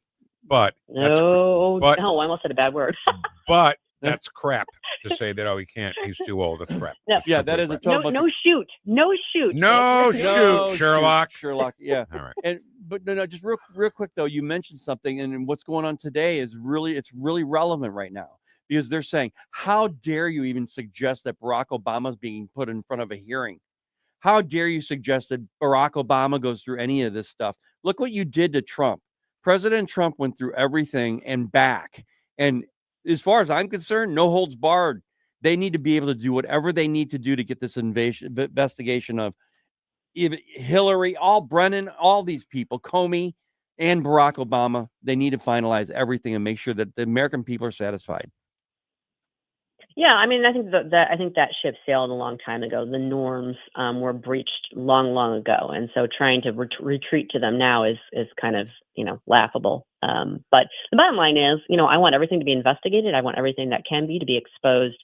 But I want it to be done, the way that we're supposed to do it, so that system that's supposed to be in place gets upheld and reinforced, and we don't have this kind of baloney going on in the future. And no matter who it is, Vic. No matter who, if it's the Epstein files and if Trump's involved, let's find out. No matter who it is, Susie, if they're involved, then they need to be dealt with. I don't care who it is. All right. I'm right there with you. Smoozy Q on X, deputy managing editor at Red State. She's a big shot. Susie Moore, thank you so much. Have a great weekend. Thanks, guys. Have a great weekend. It is, Susie. Coming up next, what are you watching? You watching anything right now? Yeah, actually, I watched something by, it was a referral from you and Kathy. Hope you liked it. I did, actually. Kathy KAISER's here from Fox 2. She's going to tell us what she saw. I'll tell her some things. This is a cool little pattern we're into now. I'm watching movies that are so old, and I'll bring them up with her. And, oh, yeah, I've seen that because she's seen every movie. Right. So it's kind of a cool thing. So I have 2 movies I saw this weekend. I'm going to talk to her about her this week, I should say. She's next on 101.9 and 94.1 News Talk STL. Welcome home. Watch us on our live stream using Rumble, Facebook, and Twitter. You're listening to the Vic Porcelli Show. You used a phrase, I want to make sure I understand what you mean by it. You referred to people with a capacity for pregnancy. Would that be women? Correct! Made in St. Louis, for St. Louis. It's News Talk STL. So, Chris Cooper you know, save some talent for the rest of us, okay, Chris? He's great at what he does, security, Serenity Wealth Management, and now he's a great radio guy. Yeah. Like, hey, Buster. Hey, pal. That's our side of the street. But he called it Serenity Wealth Now Radio. And it just sounded cool the way he said it. Serenity Wealth Now Radio. Yeah. You know, and that's his show Sunday mornings, right before us. We come on Sunday at 10, right? Right. Yeah. Little best of thing. And I hear there's a fun with finance in that show. It's chock full of fun with finance. That's what I meant to say right there. So call Chris or go up and see. You know what? Go visit him. You know, if you want to get familiar with the way he thinks, you could also get his new book, The New Holistic Retirement, for free at SerenityNowTax.com. But go up and visit and see what I mean when I say it's a different kind of wealth management office and business. It's homey. It's literally a living room. Got the couch, TV, fireplace, have a drink, coffee table, radio studio, coffee table book, coffee table book, and the studio, and all kinds of Seinfeld references. So give it a go. Find out. Chris Cooper from Serenity Wealth Management, SerenityNowTax.com. Serenity Now! It's Chris Cooper. Investment advice offered through Fortis Capital Advisors. Serenity Now! Simply Health with Dr. Brian Deloney. Make sure to join us this weekend as we dig into thyroid truths. We're going to really be debunking the myths that surround thyroid and weight gain and really look at what is actually driving the problem. So if you've been feeling the fatigue, losing hair, got the energy issues, have all the symptoms, and even if you've been medicated or not, and you're trying to fix it, make sure you're there. Simply Health, Saturdays at noon on News Talk STL. To find out more about Simply Health Integrated Medical, log on to simplyhealthintegrated.com. Attention off-road enthusiasts. Iron Bear Customs has the strongest bumpers on the planet. Plus, brush guards, lift kits, and custom cages for all vehicles. Visit ironbearcustoms.com and mention News Talk STL for 10% off. Iron Bear Customs, built tough for the toughest terrain. Discover Patriot Powder Coating, your family-owned specialist in Pacific. From small jobs to big projects, we got you covered. Visit our showroom or call 636-551-0377. Mention News Talk STL for 10% off. Looking for an underwater adventure or a scaly new friend? Dive into Tropical World Pets on Watson Road. For 32 years, this family-owned wonderland has been St. Louis's go-to destination for all things aquatic and reptilian. With over 7,000 square feet of aquariums, we're home to the area's largest selection of freshwater fish, including rare cichlids you won't find anywhere else. But that's not all. We've got tarantulas, snakes, and lizards galore. Tropical World Pets, 314-849-4020, or visit twpstl.com. Hey there, Tim Jones here. When life changes, you need someone you can trust. That's Todd Sivia. At Sivia Law, they're dedicated to helping you through all of life's transitions, specializing in estate planning and elder law. With 7 convenient locations in the area, expert guidance is always close by. Call 833-995-WILL, 833-995-WILL, or visit CiviaLaw.com. Don't forget, first 10 people that tell them Tim Jones sent me get a free $300 strategy session. Civia Law, helping you protect what matters most. News Talk STL. All the information I need on the drive to work. Mike Ferguson in the morning. I keep it on throughout the day, whether it's local, national, or something big that's happening overseas. News, analysis, and opinion. St. Louis is #1 for conservative talk. News Talk STL.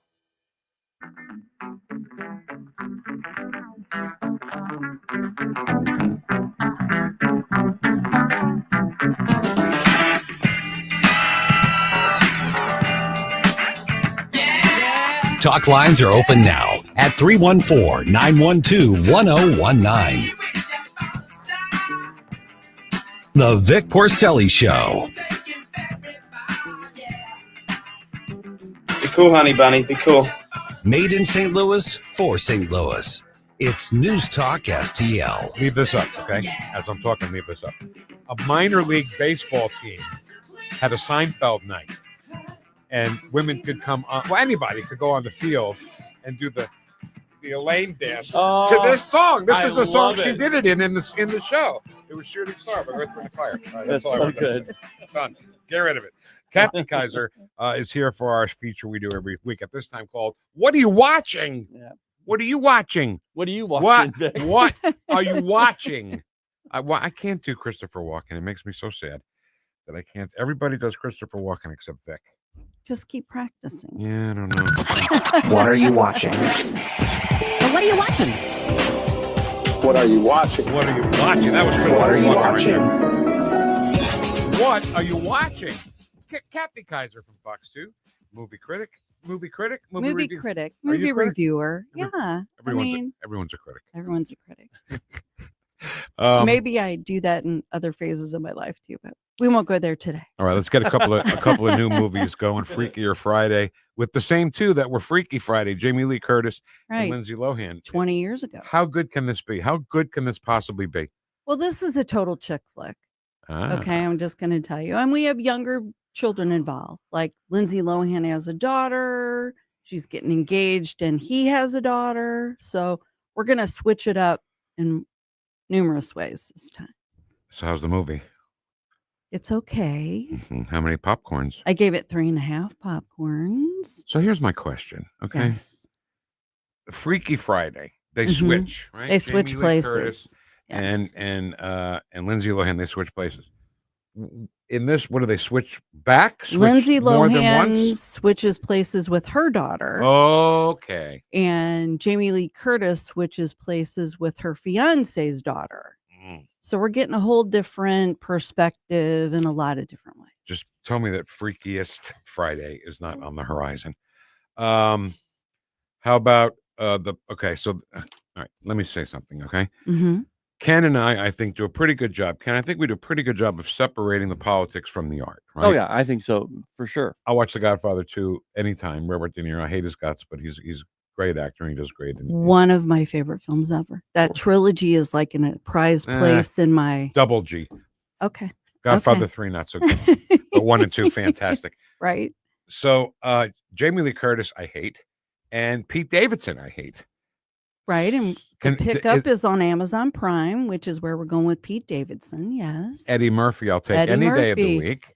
Does Eddie Murphy outshine him so much that I can watch this movie? Yes. Okay. Absolutely. Because I can't stand Pete Davidson. I just It's totally about Eddie Murphy. perfect. And Yeah, Eva Longoria Pete's plays his wife. Don't like her either. Okay, well, Yeah, I there don't you like go. it. Yeah.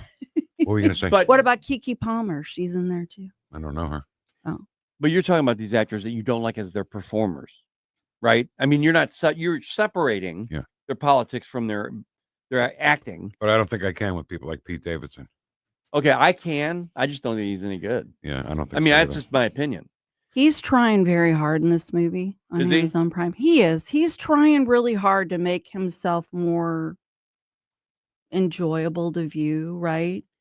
He's just so like derogatory. I mean, you used to look at It's him. hard to and you get think, beyond, okay, right? dude. Well, yeah, because I mean, all I've ever seen of this guy is he does his whole shtick is doing nothing. I mean, I look at the guy and he's just like, whatever. And I'm like, oh, that's your thing? Okay, you're no good. I mean, that's just my opinion. I mean, I just didn't think he was. Well, any you good. don't have to worry about him because that is it, right? Well, because but the preview of this, when I saw that, I saw Uh-huh. him, in the previews, and I'm thinking, well, okay, he sounds pretty good here. I mean, He does. He really does. I mean, Eddie's playing off of him really well. yeah. I'm hoping that Pete learned a lot from Eddie while they shot this film. You should. I'm hoping he should. paid attention to what Eddie Murphy brought to the table. Yeah, because Eddie Murphy, he's just a master at this He stuff, is. man. He is. He's incredible. 2 questions. How many Yes. popcorns? 3 out of 5. Is it free with your Amazon Prime subscription? It is free with your Amazon Prime Okay. subscription. Nothing pisses me off then because I use Just Watch a lot. Do you know Just Watch? Yes. I use it all the time. If I see like a little clip from a movie or somebody says it, I go into Just Watch. Oh, it's on Amazon Prime. Great. We get Amazon Prime. Oh, you can rent it for $3.99. Yeah, yeah. I'm like, Right. I already have Amazon Prime. Anyway, so this is not that. That's free, right? Right, That's right. good. And a lot of times they put movies like this on the streaming services, right, to get you to purchase the service, right? Which Yeah. I'm guessing is what this is. If you don't have Amazon Prime, but you can watch this if you do, it's one of those pull more people into the streaming service. Oh yeah, yeah. But it just Because reminds it's Eddie me- Murphy. Come on. Since we're talking about what are you watching, I'm watching Black Mirror stuff, and it's one of those episodes where it's like, well, now you get the premiere package, and then it goes up, and then it keeps going up and up and up. So when you watch Black Mirror, did you see Bête Noire? Which one was that? That's the one with the girl that works at the chocolate place. Yes, yeah. That I think. Have you seen Bête Noire? I have not. Oh, in my opinion, Yes. best episode of Black Mirror ever. It was really good. Ever. Yeah. And that girl that plays Verity Green, she is awesome. Yeah. Okay. Love enough of that. Love it. Okay, we talked about the new stuff. Why don't we talk about what you've been watching? Okay, Vic? I can do that. It's all about what are you watching. This past week, I watched Black Mass. Yes. Story of Whitey Bulger. Yes. What do you like that movie? I love that movie when it came out a decade ago. It came out in 2015, I believe. What do you think about Benedict Cumberbatch playing his brother, who was a senator? I love that. He went to jail too. Right. What'd you think about Benedict Cumberbatch's role? It was too small for him, but at the time he wasn't Benedict Cumberbatch. Oh, I didn't realize that. Okay. Right. So it's pre Sherlock. It's pretty close, maybe the same time. I think Sherlock really broke him out. Oh, absolutely. Absolutely. I watched every episode of that Sherlock with him. He was just great, So, but I love Johnny Depp. Oh my God, he was great. And when you watch that, you really realize more. Johnny Depp does such a great job making you realize how vicious and terrible of a person Whitey Bulger was. Right. And how was he on the lam for 16, 17 years before they caught him? Mm-hmm. And then I really think they should go back and make another one, whether, Johnny is it or not. I think they need to do another Whitey Bulger movie because he got beat up in prison. That's how he died. I'm glad you brought that up because this movie, at the end, like just words come up on the screen and it says Whitey Bulger was arrested. And they show the real Whitey Bulger in that apartment complex parking garage where he got arrested with his girlfriend. But it was before he got beat up and killed in jail. So it was right. If they waited another 6 months, I think it would have been there. Yeah, maybe a year. Yeah, it's crazy. And I watched a movie called The Big Ugly. Yes. I believe that was 2020. Yeah, it was pretty recent. Yeah. No. Oh, I'm thinking wrong. No, that was older than that. I'll have to look it up. But Vinny, that was older is his than name that. Vinny Jones, the actor Vinny Jones, the guy?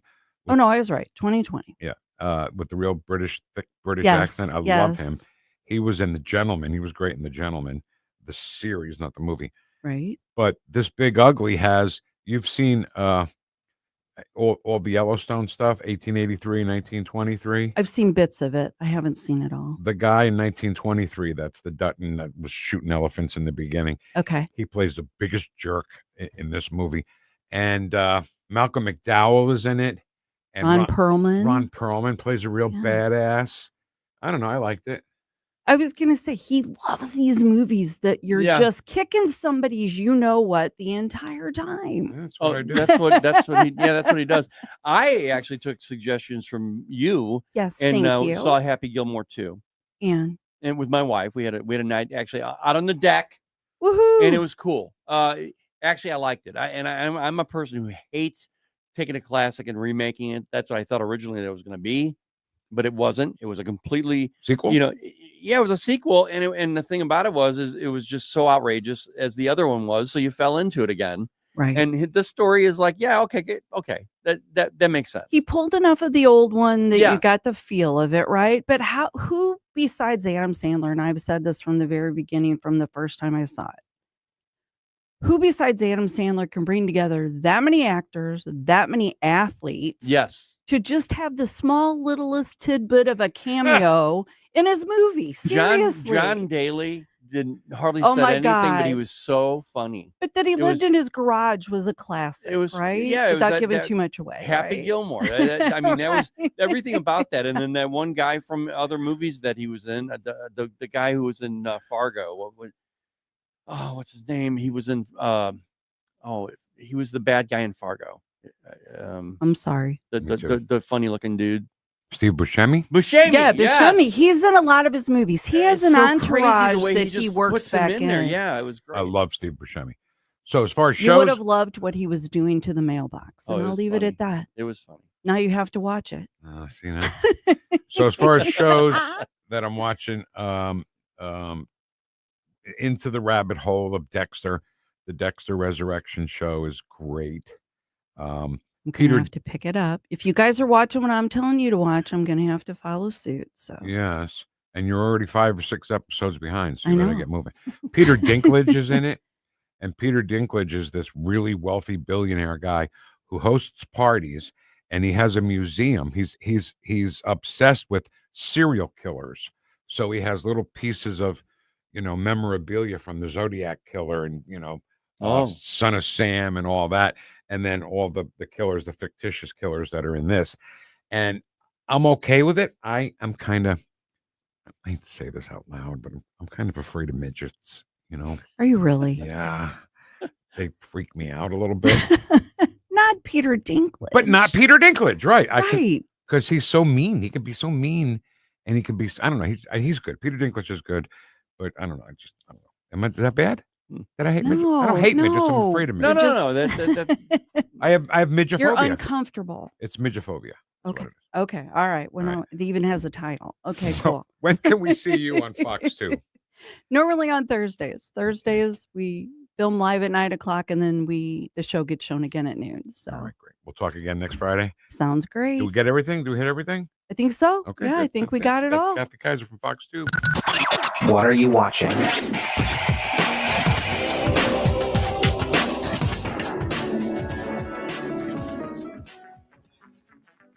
Ken? Yeah. It's Friday. It really is. It's 5 o'clock somewhere, right? Right. Getting thirsty. How about Miller Time next? Oh, I think you should do it. Miller Time coming up on 1019 94.1 News Talk STL. Welcome home. Do your Elaine dance when we go to the spot.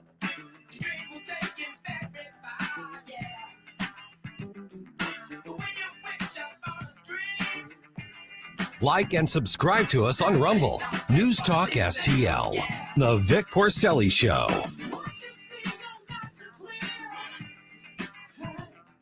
Made in St. Louis for St. Louis. It's News Talk STL.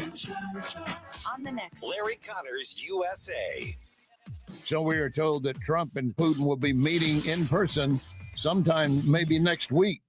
Larry Connors, USA. Now, weeknights 6 until 8 on News Talk STL. If you're considering an annuity as part of your retirement plan, we need to talk. Hi, I'm Bob Stockdale, Senior Vice President Investments with the ClearPath Wealth Management Group at Stifel and host of On the Money Saturday mornings at 9 on News Talk STL 1019. Annuities can be a useful tool for some retirement investors, but not all annuities are created equal. Every week, we meet clients who own complex annuities that don't suit their needs and, in some cases, actively undermine their retirement plan. Before you purchase an annuity, get a second opinion from the ClearPath Wealth Management Group at Stifel. Requesting a consultation is free of charge. To request a free consultation, contact us at clearpathinvesting.com. That's clearpathinvesting.com, or call us at 636-695-2650. That's clearpathinvesting.com or 636-695-2650. Stifel Nicholas and Company Incorporated, member NYSE and SIPC.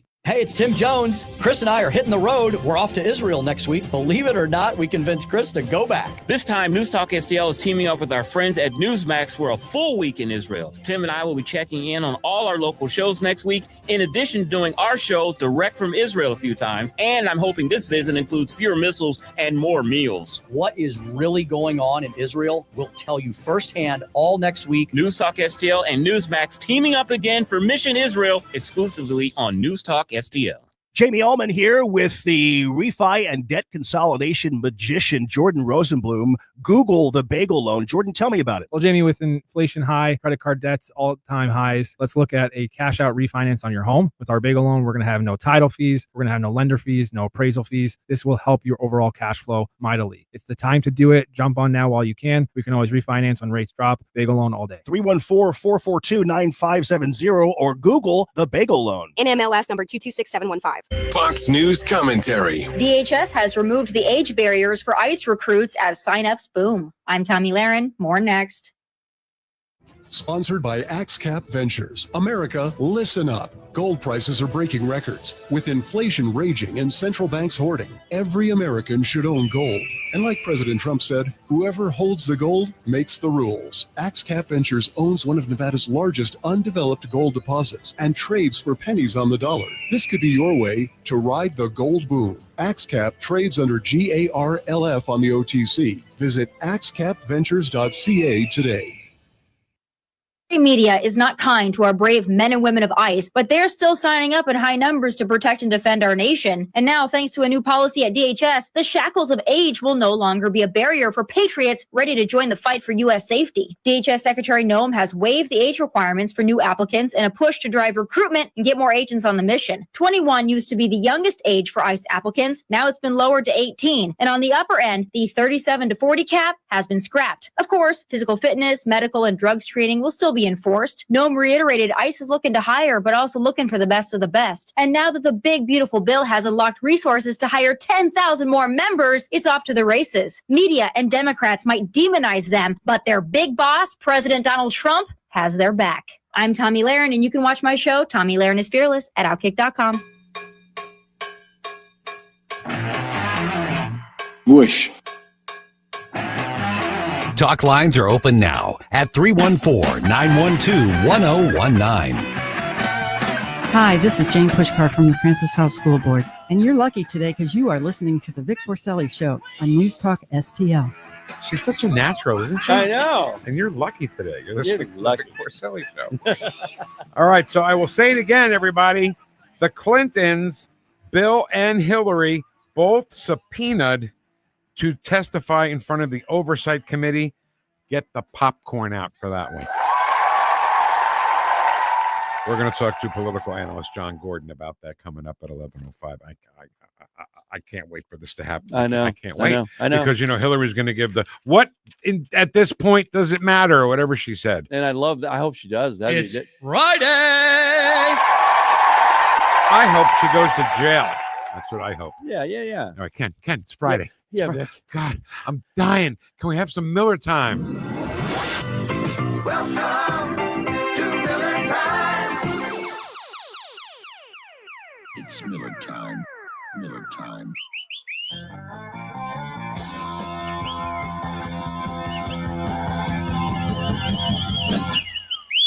Miller time. Ken, not for nothing. That is the greatest piece of work you've ever produced. Oh, thanks, man. It's so great, and I love it so much.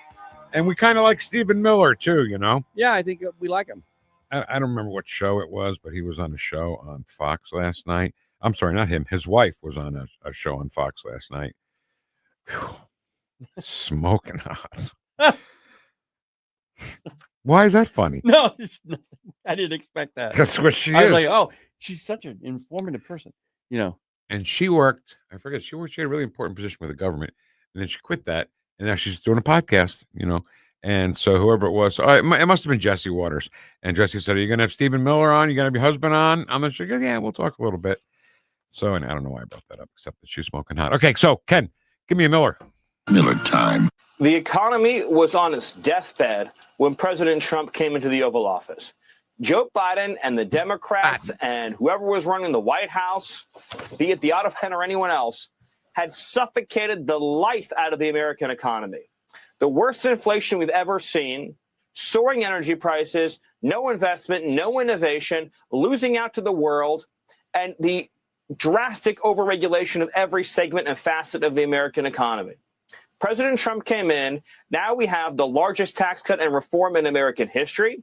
We have the most pro-energy agenda in American history. Lee Zeldin, the head of the EPA, just did the largest energy deregulation action in American history. You mentioned the investments. I had the honor and privilege of watching the president negotiate with the EU and Korea and Japan, the largest investments in American history we've ever seen. This is the golden age of the American economy. Stephen Miller, everybody. It pisses me off, Ken, when, again, the experts on social media talk about how great Joe Biden's presidency was as opposed to Donald Trump's current and former presidency. And they're so wrong. I mean, they made the inflation go from 1.4 to over 9. Yeah. How is that a good economy? It's just not. They said, well, the adults are here now. We're going to take over. And it's almost like, you know what? We look back now on those 4 years and with what Trump is doing right now. Mm-hmm. And we see they just threw their arms up. They threw their arms up and said, you know what? No holds barred. Anything you want to do, let's just get as derogatory as we want. Yep. It's the golden age, Ken. It's the golden age. Yeah. All right. So let's hear Stephen talk about the Russian collusion hoax. Boy, they're screwed on this one. Oh, yeah. Ken, give me a Miller. Miller time. The Russia collusion hoax against President Trump remains the single greatest hoax and the greatest assault on our democracy in the history of this country. There's no comparison. There's no parallel to anything else. It was a coup. And I'm using that term literally. It was a coup to overthrow a democratically elected government, a coup carried out by the intelligence apparatus of this country, by the deep state, by Hillary Clinton and the Democrat Party. The new information that has been revealed by the Director of National Intelligence and by the FBI eliminates any scintilla of doubt about the intention, the premeditation, the planning and orchestration of this conspiracy. It meets all of the criminal elements of a seditious conspiracy against the United States. It meets the criminal elements of an insurrection. It meets the criminal elements of a conspiracy against the government and the criminal elements of a conspiracy to deprive citizens of their civil rights under color of law. Yes. There's just so much there, but I just got to say, anytime idiots bring up Epstein files from now on, ever, they're deflecting from what's happening right now. That's right. Because you and I have always said and maintained that no matter what happens with those Epstein files, yes, they need to come out, but no matter who's on them, we're going to be supportive of getting rid of them. Yeah. But this part we just heard right here, and then we're going to be hearing about Mueller and all that other good stuff. Yeah, that's the important thing right now. Boy, if only Stephen Miller named some names, Ken, that would have been great. Yeah, I know, but well, maybe he will. Let's see. Let's see what Give me a happens. Miller. Miller time. One egregious felony after another. And because it is a conspiracy, as demonstrated by the forethought of realizing and documenting that they understood that this was fake from the beginning, meeting the mens rea standard in law.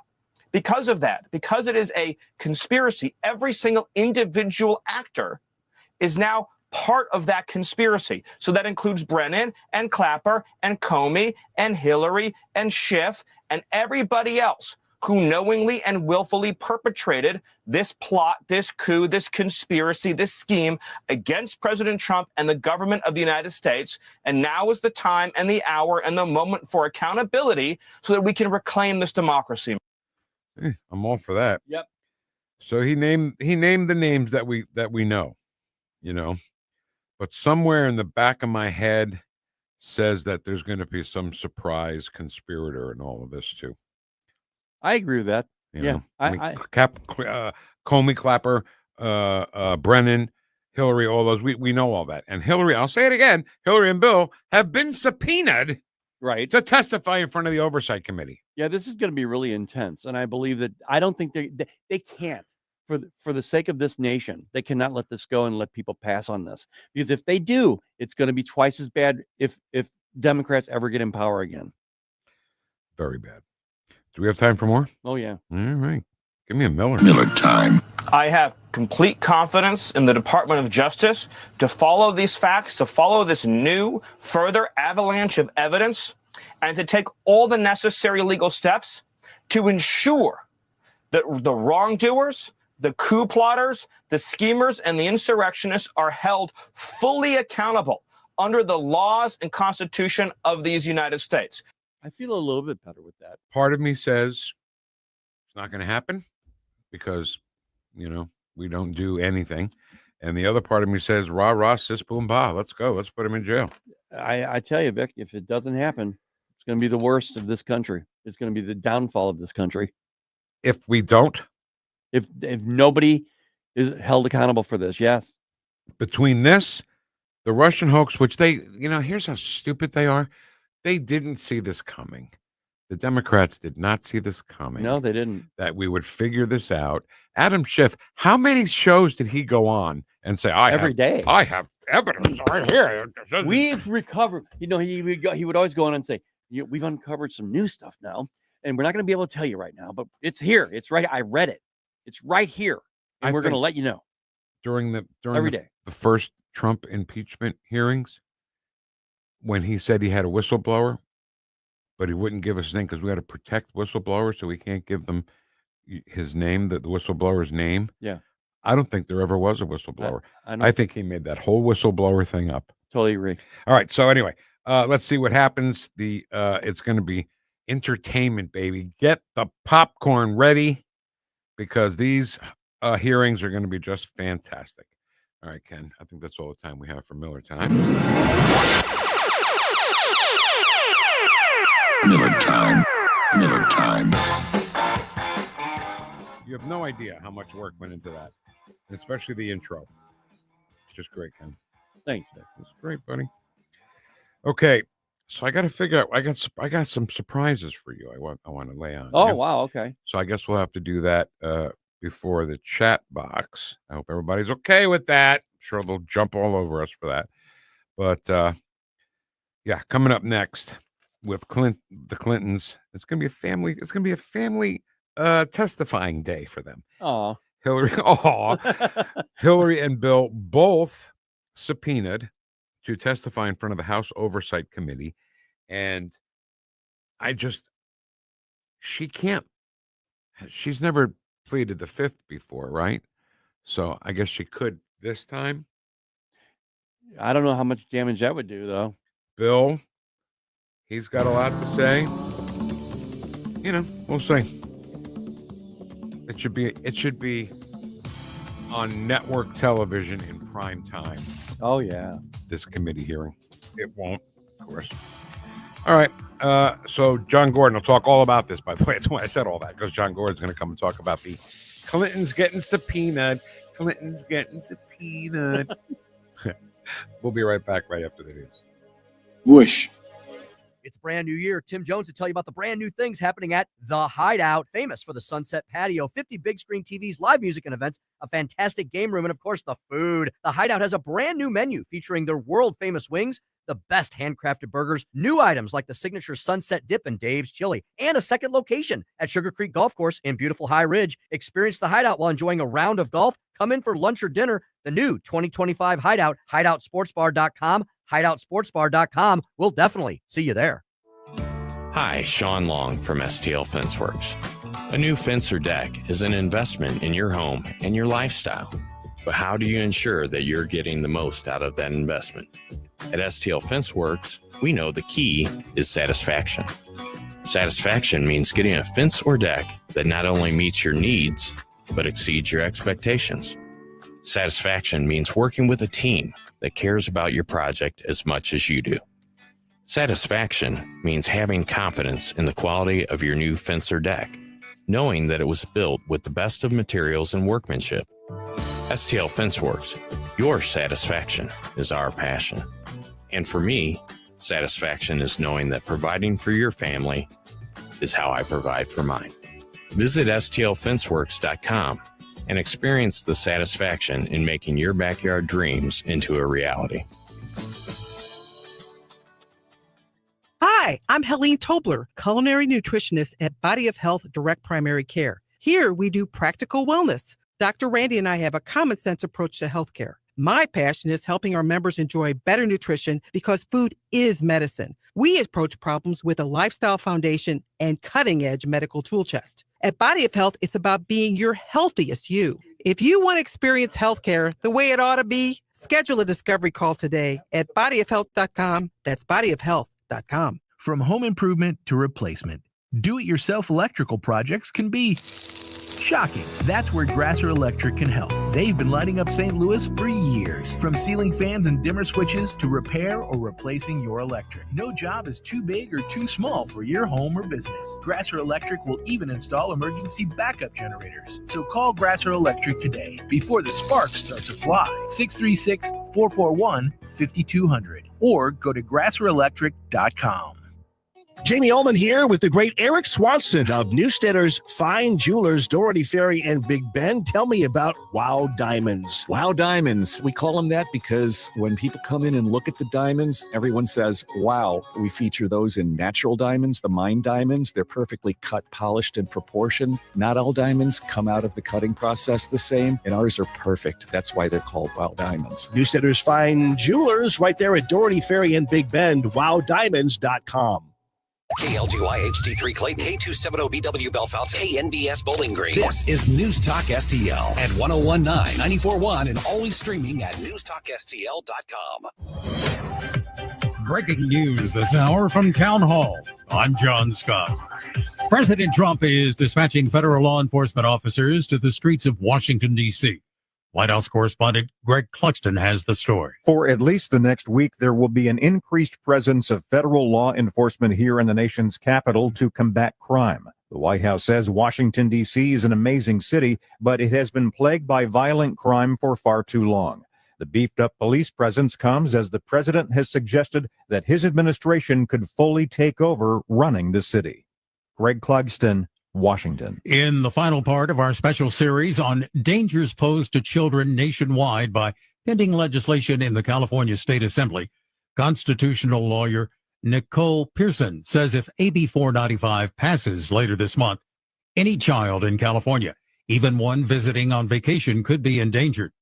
That's because anyone could simply download an online form and declare themselves your child's legal guardian. California is a sanctuary state, so if a child is brought to this state, then California, Gavin Newsom and his cronies have already declared war on parents and parental rights. So even if you live in Texas, even if you live in Tennessee, the courts, law enforcement are not going to cooperate with the lawful orders and laws and rules of your conservative state. A rally is slated to oppose AB 495 at the California State Capitol in Sacramento on August 19th. Ukraine's President Volodymyr Zelensky says Ukraine should be a participant in ceasefire negotiations. President Trump will be meeting Russian President Putin next week, and Zelensky wants to be included. On Wall Street, stocks have been higher, the Dow up 162 points, the Nasdaq adding 174. More on these stories at townhall.com. Hi, Mike Gallagher here. As the summer heats up, so do the bills. If you're like a lot of folks, you're not selling your home anytime soon, but that equity you've built, just sitting there. That's why I trust Mike and Brian at Fellowship Home Loans. Love this place. It's in their name, their DNA. They're the team I've used personally, and they treat every client like family. Fellowship Home Loans. They know how to help you tap into your home's value wisely, whether that's a HELOC or a cash-out refi. Fellowship is a direct lender and operates with your best interest in mind. Maybe it's time to finally knock out that renovation, pay off some debt, or just add a little cushion to your retirement account. With rates still reasonable and inflation squeezing all of us, your home might be the smartest financial tool you've got right now. So if you're staying put this summer, make your home work for you. Visit my friends at Fellowship Home Loans, fellowshiphomeloans.com/Mike G, or call 800-510-MIKE, 800-510-6453. Fellowship Home Loans, mortgage lending by the book. Nationwide Mortgage Bankers, DBA Fellowship Home Loans, Equal Housing Lender, NMLS number 819382. This hour of News Talk STL is brought to you by Stifel, serving investors for over 130 years. Contact your Stifel financial advisor at stifel.com. That's STIFEL.com. Tony Colombo here for Gutter Pros, your all-in-one gutter service team that brings years of experience and quality that's affordable right to your doorstep. We discovered Gutter Pros a few years ago when we bought our home and inherited a gutter issue that was on the road to becoming a potentially big problem, but thanks to Gutter Pros was stopped before causing any major damage. They've also repaired the siding on our home because along with gutter repair, gutter installation, and leaf protection, the Gutter Pros are also the best for siding repair and installation. Learn about all the ways Gutter Pros can help your home at gutterpros.com. During tax season, your personal info travels to a lot of places you can't control. Between payroll, your home office, your tax preparer, and the IRS, if your W-2 gets exposed, that's just the ticket for identity thieves. That's why LifeLock monitors hundreds of millions of data points every second. If your identity's stolen, they'll fix it guaranteed or your money back. Don't let identity thieves take you for a ride. Save up to 40% your first year with promo code CLAY. Visit lifelock.com. Terms apply. You still thinking job change in the new year? Yeah, I need something that's in high demand and more stable in this economy. IT? Yeah, cybersecurity, maybe even AI. That's what I did. Really? How? Went to My Computer Career. You don't need any prior experience, and you could start your new career in a matter of months. A lot of IT pros go to school there, too, to level up. Sweet. Are classes online or on campus? Both. Wow, I'll check it out. Thanks. Make this your year. Take the free career evaluation now at mycomputercareer.edu. Financial aid is available for qualified students. Hungry for the best steak you'll ever have? Head to the heart of Moscow Mills and discover Harry J's, a local landmark and family-owned steakhouse, serving up excellence since '98. From mouth-watering appetizers to decadent desserts, Harry J's has something for everyone. Enjoy our extensive bar selection while soaking in our friendly family atmosphere. Whether dine-in or carry out, your meal is prepared to perfection. Make the drive to 300 Main Street and treat yourself to a taste of Moscow Mills' finest. Harry J's, more than a steakhouse. We're a tradition. This hour, the Vic Porcelli Show, brought to you by the Trolley Stop Bakery, the official bakery of the Vic Porcelli Show. You're listening to the Vic Porcelli Show. A 3-hour tour, a 3-hour tour. The weather started getting rough. We squeeze in a dry hump day under partly sunny skies.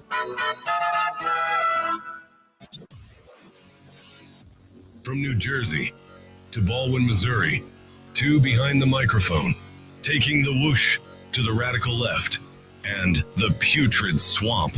You're listening to the Vic Porcelli Show. Here he is, Vic Porcelli. Thought you were going to say Dan Bongino, didn't you? Yeah. Good morning. Welcome to it. 1019 and 94.1 News Talk STL. Wheel of audio clips in the chat box coming up. And I'm telling you now, okay, you chat box people, I got a few surprises for Ken I want to lay on him.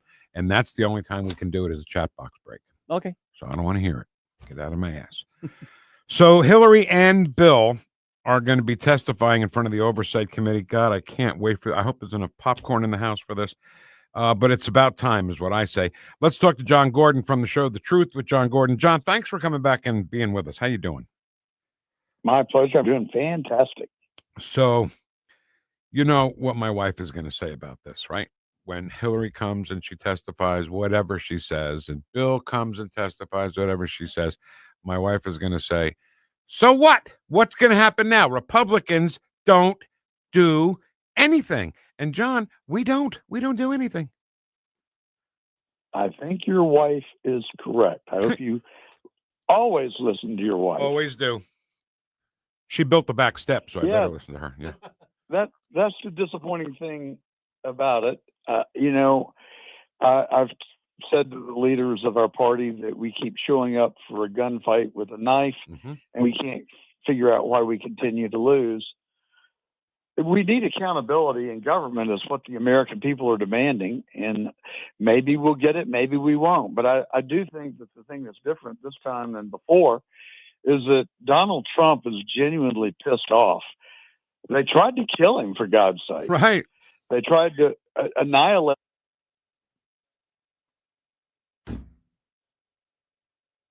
John, you there? Yeah, can you hear me? Yeah, sorry, you cut out there for a minute. Just cut out. Start from Trump is pissed off. Yeah, I mean, they tried to politically assassinate him, and then they tried to physically assassinate him. Right. And I think he's mad, and he should be mad, and the American people are mad. We want this madness to stop. You know, the left gets so indignant about everything. They always think they're right about everything. They always use phrases like, well, most of the American people just don't like this, and the American people, and the statistics just don't back up anything that they say. So I'm going to say that the American people hate Hillary and hate Bill. Yeah. I am inclined to agree with you. I think that the American people on some level kind of like Bill Clinton. His public persona is likable, but then when you consider the things that he's done to other people that range from perhaps child molestation to maybe murder, I mean, the rumors are out there and they are abundant. I think that whatever fondness the American people have for him could be quickly lost. Hillary, her goodwill beaker is empty where the American people are concerned. But, when you're talking about the Democrats, it's not that the statistics don't back them up. It's the truth doesn't back them up. They just lie about everything. Yeah. From Joe Biden's cognitive ability to inflation being transitory to Biden being popularly elected in 2000. It's all based on a bunch of lies. And John, and that's true. I mean, no matter what, if their mouth is open and moving, then they're lying. Let's get back to the fact that they oh my goodness, Vic, I forgot. You go ahead and take it. I'll remember now. I'll come back to it. Well, when they start to testify, Bill and Hillary, are the questions going to be on Russiagate, on Epstein? Are there any rules of engagement on what they can or cannot ask? I suspect that the lawyers are meeting as we speak to discuss and define the rules of engagement. I'm sure that the Clintons want to limit as much as possible, and I'm sure the Republicans are going to want as broad of inquiry as possible. This is not a trial. In a legal proceeding, the laws favor wide discovery. There's very little that you cannot ask in a deposition, even if it's not directly related to the case. Okay. And judges will typically order the defendant to answer. Not so in a congressional committee. It's a negotiated set of rules, I suspect. So they get all this information together, John, and then they make recommendations, right? That's the purpose of this. Isn't that correct? Sure. I mean, the purpose is to either enact legislation. Well, that's the stated purpose. And then the outcome may be referrals to the Department of Justice, particularly if the witness lies. And this is why I want to get back to what I forgot about, is that we talk about this all the time and nothing ever happens. But I think you made a point there when you said Donald Trump is angry, but also I think Donald Trump is also worried that if he doesn't do anything now, if people don't go down for this, they are going to just completely destroy him when he gets out of office. There's a definite possibility of just that. Wow. But the difference is he has the American people behind him. Yep. Yeah. He literally does. His popularity rating has never been higher. And look at all the things that he has accomplished in a short 200 days. I mean, we're on the verge of peace in the Ukraine. I hope. The economy is flourishing. $50 billion a month is flooding into our federal treasury from tariffs. The jobs are going to have, I think we will see improvement in the unemployment numbers in future months. They went up last month, which was surprising and disappointing. That traces directly back to Jerome Powell. He's kept interest rates too high for too long.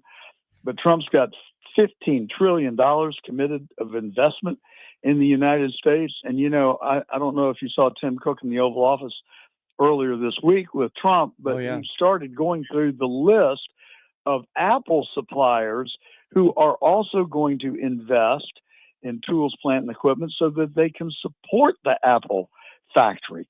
And you get this huge multiplier effect. Then if the Optimus robot will show up in 2026, that has the potential of literally curing the labor constraints that we've always complained about in this country.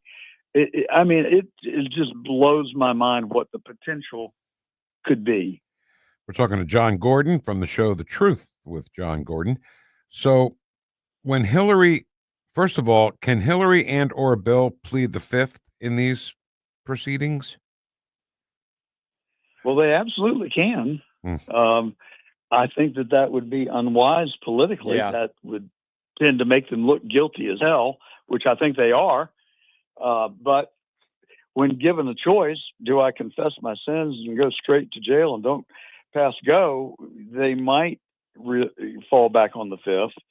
But more than likely, they will plead make some sort of a veiled national security excuse for not answering. Oh my God! Seriously, John, I want you to think. That's so tired. I want you to think back. I want to jog your memory. Go way back in your memory. Remember when perjury used to be a thing? Remember that?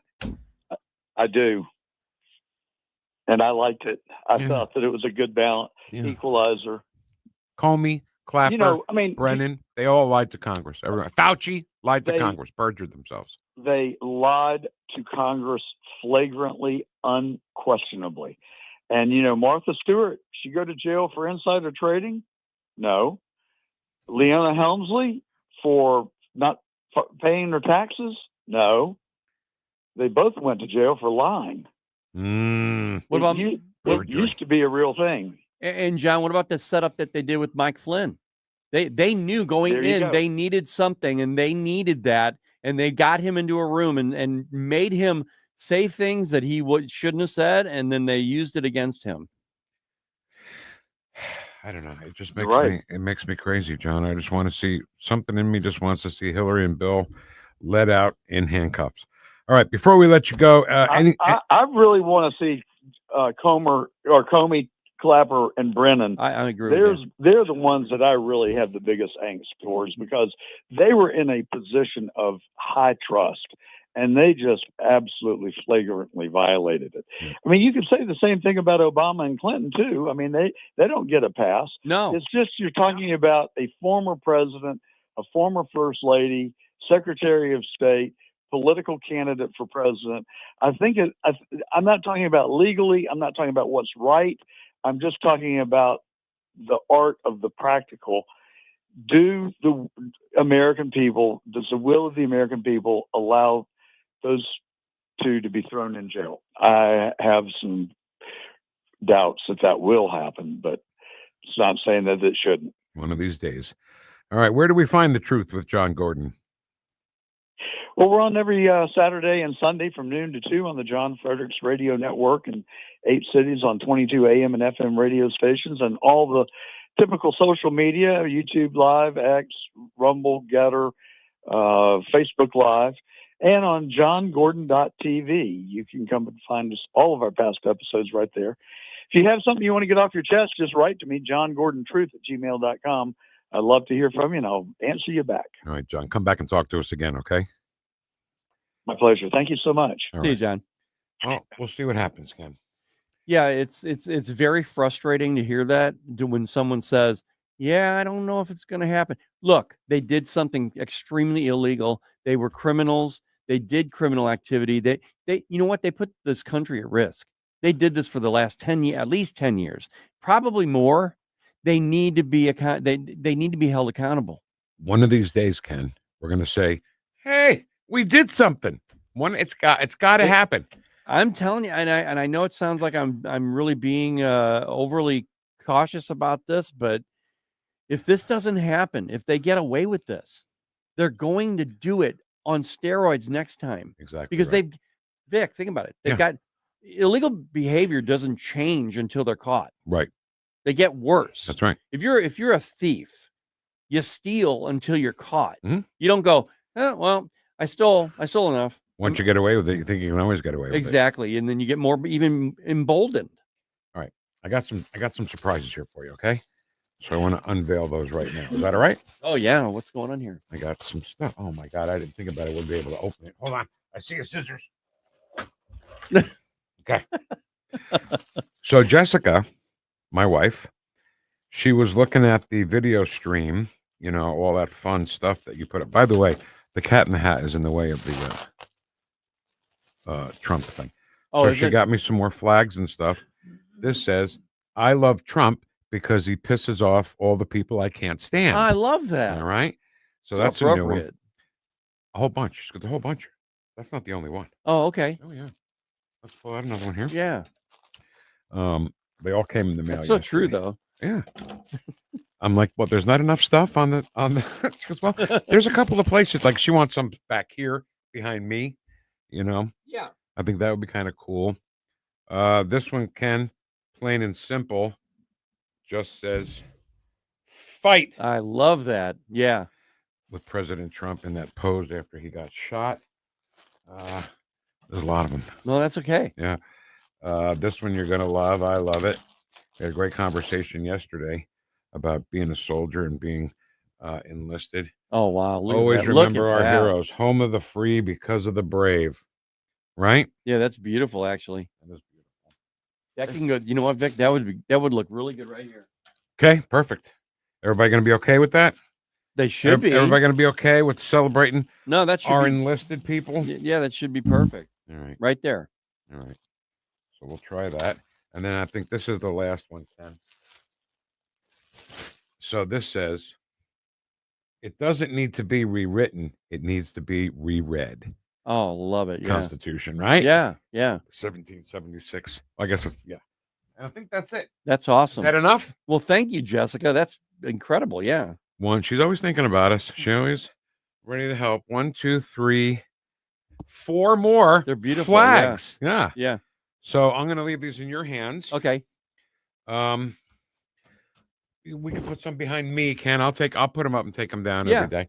But you're the boss, so you decide where you want those to be. Thank you. And I love the one that says, I love Trump because he pisses off people I can't stand. That's the best. That is just the best. All right. Well, thank you. Yeah. Yeah. She, I don't think she listens. I think she hates me. She hates the show. No, I'm just kidding. She likes the show. She's very nice. All right. Why don't we, I got an idea, Ken. Yep. Why don't we, we're a little early here. Why don't we break a little early, come back, do a nice long chat box session so everybody's happy, except Michael Burton, who's never happy. I don't care. And then we'll do the Wheel of Audio because it's Friday. Don't forget that. 101.9 and 94.1. News Talk STL, #1 for live and local conservative talk. Watch us on our live stream using Rumble, Facebook, and Twitter.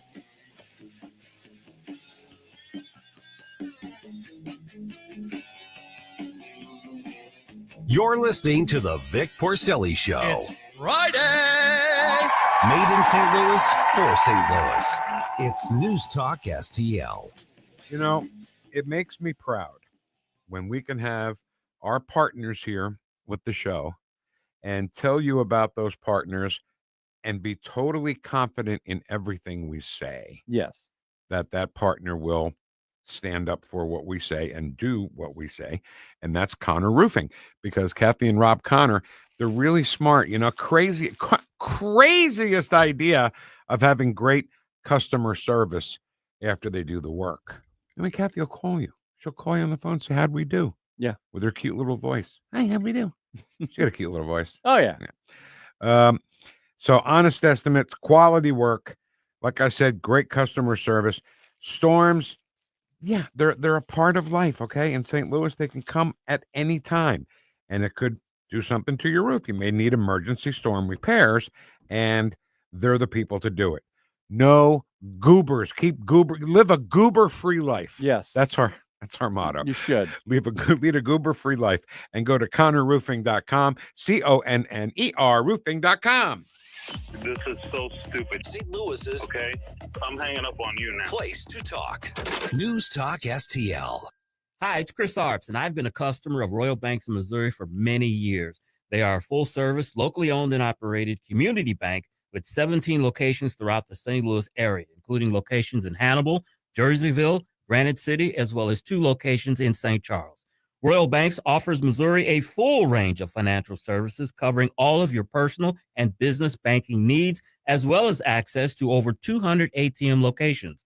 Royal Banks of Missouri also offers convenient interactive teller machines that will connect you with a banker virtually and in real time, available at all their branch locations, and those are open weekdays from 8 to 7 p.m. and 9 a.m. to 2 p.m. on Saturdays. Plus, given today's headlines in the overall banking industry, it is reassuring to know Royal Banks Missouri has the highest financial ratings in St. Louis for stability and strength.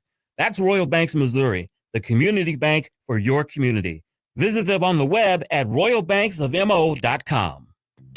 Want to hear the best kept secret in St. Louis? Steph's Pizza. We're not afraid to compare squares. According to our customers, we have the best St. Louis style pizza anywhere, and we can't disagree. Dine in, pick up, or delivery in St. Peters, St. Charles, Lake St. Louis on Fort Trail, and the original Stefanina's in O'Fallon on Veterans Memorial Parkway. Check us out at Steph'sPizza.com. Steph's Pizza. We're not afraid to compare squares. Concerned about the condition of your windows driving up your energy bills? I was too. It's only called STL Windows and Doors. Call today for your free in-home estimate and start saving tomorrow. 314-277-5952 or stlwindowsanddoors.com. Report cards are a good way to show how well your kids are doing in class and where they might need improvement. We at the ShowMe Institute believe schools should get grades too, so parents can see how their child's school compares to others. That's why we came up with the Missouri School Rankings Project. Click on the website moschoolrankings.org and it's all there. Rankings and letter grades for all the schools in Missouri. The rankings are based on categories such as student performance in English language arts and math, ACT scores, and graduation rates. Then we take the rankings and come up with a grade point average, just like your child has. Each school and district has a grade, and the website is easy to use. And now we've added spending data for every district, so parents, taxpayers, and policymakers can see where the money is going. Don't you want to know how your child's school stacks up? Learn more at showmeinstitute.org. The Show Me Minute has been brought to you by Show Me Institute and Show Me Opportunity. Conservative talk for St. Louis. It's your patriotic right and duty. The government needs to step up and do its job. This is News Talk STL. It's well-balanced conversation. News, analysis, opinion. Talk lines are open now at 314-912-1019.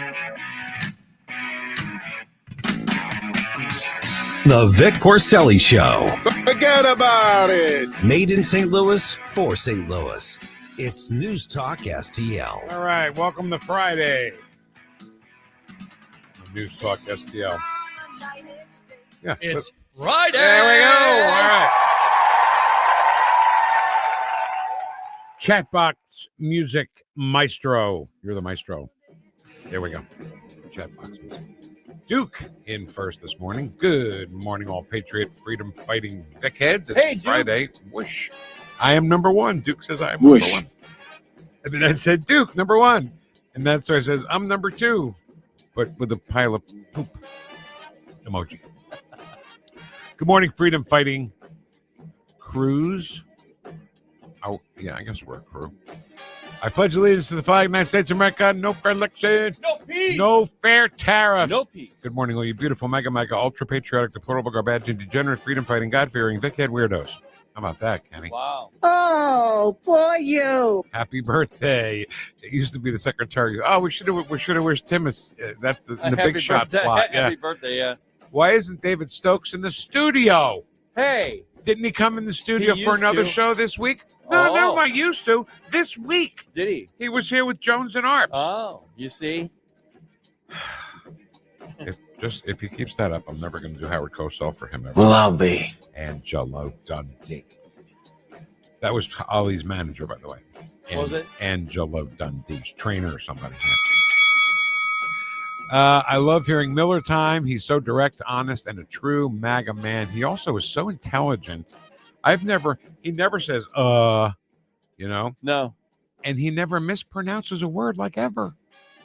Yeah, he's just very good. I mean, he's very to the point. The man studies every bit of this. Yeah. You know, he focuses on, when he hones in on something, like if you say immigration to him, he'll go right into it. Right. To go into all the details.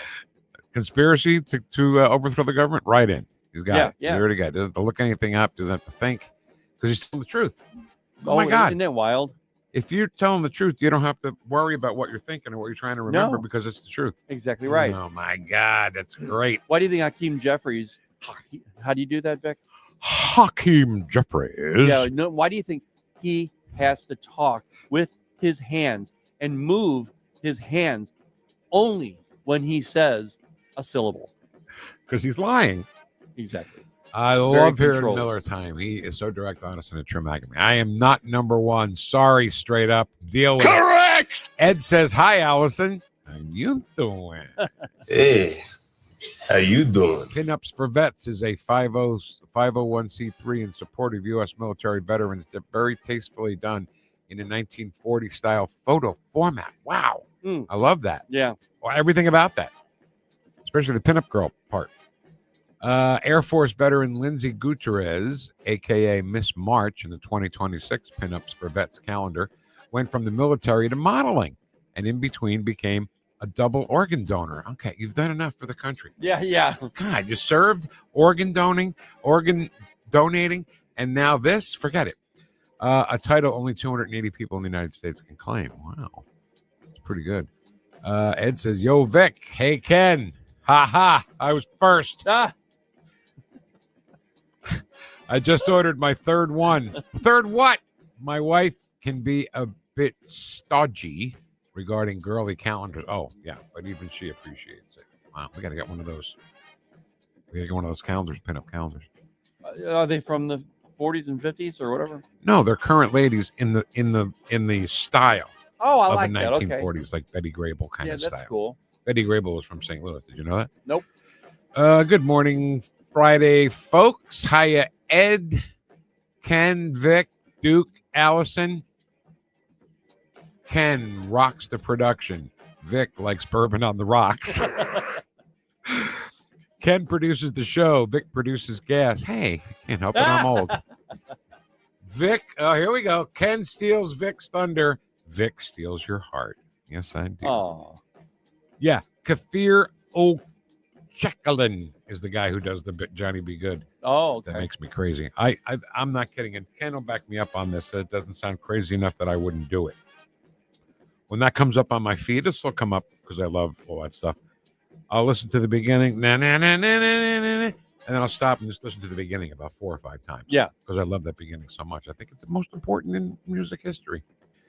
Hello, no on toll roads. Florida's full of them, and few other states as well. Once they start doing it, they keep adding them.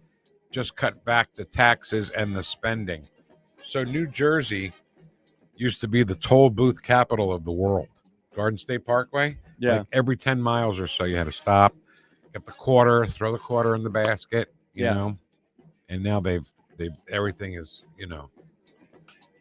electronic. Well, the unfortunate thing is I think he's right about that, because once they start it, that they get on a roll. The bottom line is they need to stop spending. That's the main thing. But I got to tell you, Vic, when I hear that, you have drivers that just go straight through Missouri on 70, they don't stop, they just go straight. They need to be hitting them with a toll. I mean, I think that 70 would be an exception, and maybe even Highway 44. Why? Why would they be exceptions? Outstate, because you've got truck drivers that drive straight through that don't even stop in Missouri and don't live here, or they don't pay taxes here. They just drive through. Well, if somebody's driving through the Garden State Parkway from, Connecticut down to Pennsylvania, they have to pay for it. Yeah, it's for the privilege of driving on the road. But you're agreeing with me. What I'm saying is we need to have a toll. I think we need a toll on 70. But you said except 70. Oh, no, I said 70. I'm saying 70 is the exception of having one. They need one on 70, but nowhere else. I don't think we need a bunch of tolls. No, I agree. Everywhere in Missouri. I think 70 should have tolls. Yeah, absolutely. I think that's my point. And you don't even have to stop anymore. It's the little electronic thing you put in your windshield, and when you go, you go. All right. Yep. Once they start it, it never ends. Maintenance, congestion, whatever.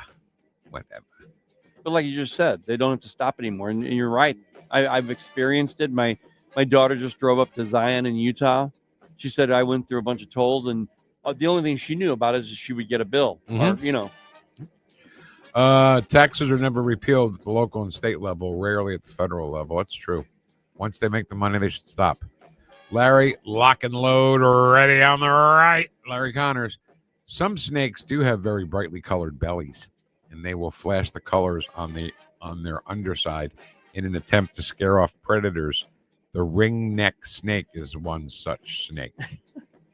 He's very subdued, colors on top so that predators won't notice him. When that fails, he shows them his bright underside to discourage them. It's like flashing. Wow. It's like the snakes are flashing. Right? Yeah. We can't let the libturds keep trying to erase or rewrite history. We have to keep history forefront no matter what it was. Otherwise, history will repeat itself. It's the only way to not repeat bad history. It's the same thing. It's the same thing we were talking about today about them doing something more if we don't do anything about it now. Same thing. Yep. Tim and Chris are going to Israel. Allison says we'll be praying for them. Cinderfer says safe travels. Tim and Chris. Hiya, Vic Ken and all you beautiful Vic Heads. Hi, Cinderfer. Breaking news. DOJ officially opens a grand jury on Letitia James for deprivation of rights, where someone is in legal authority abuses their power for malicious prosecution of Trump for non-crimes. I thought part of her thing was that she had too many tenants or something like that. Wasn't there like she's a landlord kind of? Right, well, no, she was trying to purchase a building that it was 5 units, and she wanted it to be. She lied and said it was 4 units so she could get a better mortgage. That was just one of 3 different things. Okay. The other one, she was saying that she lived in a wrong location, and the other one, she said she claimed her father was her husband. Well, Give them all to the grand jury and let her come up with some indictments. I agree. Oh, it's you, Ken. I'm not reading your stuff. Do I got to listen to you all day? I don't know. I read your stuff too. Hi, Cinderfer. How you doing? Hey, how you doing? Vic drops a name. Ken drops the ball. Yeah, I guess. Okay. I did. I don't. You did? Somewhere. I don't know. I don't. I'm sure. I don't think so. Nothing would make me happier than to see more announcements, more indictments now. Yeah. Ken doesn't drop the ball. Vic throws him curveballs. But now that is true. I always tell Ken, let's do this, let's do that. And Ken's like, oh my God, what am I watching? People watching ultimate reality TV. It's hilarious. Just finished Animal Kingdom. What are you watching? Oh, what I am watching. WAIW. Finished Animal Kingdom. Good series. Not what you would expect. So I'll think about that. If there's violence, I'm in. Welcome, Rick. Oh, that's somebody new to Rick Myers. Rick Myers is new, Ken. Hey, Rick. Hey, Rick. Hey, how you doing? And, of course, Ed, as the shop steward of the International Brotherhood of Chat Boxers Local 1019, welcomes him to the chat box. Hello, Rick. Welcome to the chat box. So funny. If you visit often, you become an honorary member of the Vic Porcelli Show Rumble Chat. You're your local 1019. That's what I'm saying. I'm the honorary business manager. And by the way, this union does not have a president. So if you want to run and be the Jimmy Hoffa of the chat box union, go right ahead. Only 2 people hit the like button. What? Come on, guys. Would it kill you? Would it kill you? Spoiler alert. Don't talk about the movie too much for those who haven't seen it yet. I didn't, I don't think. I think we all know Whitey Bulger got arrested, Yeah, right? Yeah. But no, I understand. We have to be careful with that. With what? In the future, I'm saying, talking about movies, you got to be careful that you don't give away too much. New movie's fine. A movie that's 10 years old, let's go. Yeah, we're okay. Right? Yeah, we're okay. And when I spoke, I was going to go to Blockbuster tonight and get it. Blockbuster. Vic, you called me a midget. Are you afraid of me? No, Vicky, you are not a midget. When I say midget, I mean midget. Ed Stoit, are you handling the pensions? Ooh, they have a pension plan, the Chatbox Union. How about that? Okay. Blue Train, hilarious. Mellow, stoned, moon child. They're talking their own little language here now. Current pension funding, 0. I think the Clinton kid also needs to be investigated. Oh, yes. You never see her on NBC when she was there for like $1 million a year contract or something. I forget what it was. No, I know. She makes all this money, and she had this $10 million wedding that there's a big question that came from the Clinton Foundation, the money there. Yep. Think about that for a second. When USAID wasn't flush with cash and the NGOs and the Clinton Foundation was making over $300 million worth over that. Then Haiti comes along and they made money off of that. I mean, they were flush with cash for a while. They thought they had it made forever. And it somehow turned on them. They're crooks. Vic, have you been watching the WNBA? I have watched a couple of Fever games. You know, Caitlin's out. She'll probably be out for another week or so. But they're not the same team without her. They got destroyed last night. Just absolutely destroyed by 30 points. Ken is spot on. Ken's spot on? What the hell is that all about? Crazy Carville just said yesterday, if the Dem turds get back power, they need to add states and more Supreme Court justices. Yeah. See, they want to make D.C. and Puerto Rico states. Listen to James Carville, because Vic and I were talking off the mic about this. This guy is at an age where he's like, no guardrails anymore, but he'll give you the information, the real stuff of what's going on with the Democrat Party, and that's part of it. Yep.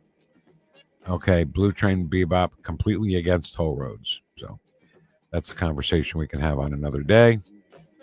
Ken, I don't know what to do here. We haven't even touched Facebook yet, and that's where Michael Burton is. Good morning and happy Friday. All good morning, Vic Heads. Watched Gutfeld on the Tonight Show last night. Forgot to talk about that. Big nothing burger. Yeah. He came out and he talked about this party that he and Jimmy were at years ago. Apparently, they've known each other for years, and nothing confrontational. What really pissed me off is they didn't say anything, actually, about his show.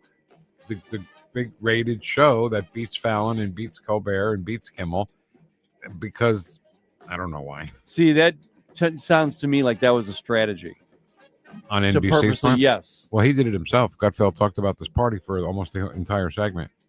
maybe that was the good quality of Jimmy Fallon being able to get away with that. Maybe he talked him into not talking about it. Yep. I don't know. It was fine. It was a nothing burger. Good morning, Freedom Fighters. Good morning, Vic Head Patriots. I thought it was pretty lame, hardly worth staying up for. I was impressed with the audience. No one booed. People did clap for Greg when he walked out there, so that was good. Oh no, we'll miss Quentin. You have no idea how much we will miss Quentin. Yeah, we miss him already. He's on his way out today. Really love that. I talked to him a little earlier, and he's going on to a great opportunity. So good. Oh for yeah, him. yeah. Right. Good luck to him on his next adventure. You bet. President Trump hasn't ruled out pardoning child sex trafficker Ghislaine Maxwell. You guys should tell your audience about that. Ken Williams used to pretend he cared about the Epstein files and child rapists, but he's pretty silent. And Trump told his MAGA followers to stop talking about it. Who's that? Who do you think it is? Michael Burton. Oh, this guy.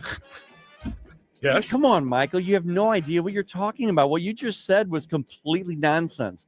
It was a lie. It's a lie. I mean, whatever you're saying I said is not true. So why do you even do it? Why do you go on a stream like this and say anything and say lies? Right. I mean, don't lie, Michael. Stop. Shut up now. Happy Friday, ladies, gents, and gentle cats. Stay cool and have a great weekend. We know who that is. Bosch on Prime is fantastic. Bosch? My wife loves Bosch. What's it about? Oh, he's an investigator, I think. I've never seen it. Violence? I don't know. Okay. But I don't think so because she loves it. I will give a show a couple of, I started watching The Agency. It's supposed to be a great show. Yeah. 4 shows in, no bomb explosions, nobody dies, nobody gets shot. I'm done with it. Yeah, I'll be honest with you. I think she likes Bosch because of the guy. Good morning. Saw ZZ Top last night at the Washington Town and Country Fair. I didn't even know they were going to be there. Hildebeest, let our ambassador and other Americans die in Benghazi. Michael Burton's on vacation. We live inside his head rent-free. He's on vacation in Boston, and he's writing in our chat box. Go. Just be there, dude. Seriously. I'm sorry, everybody.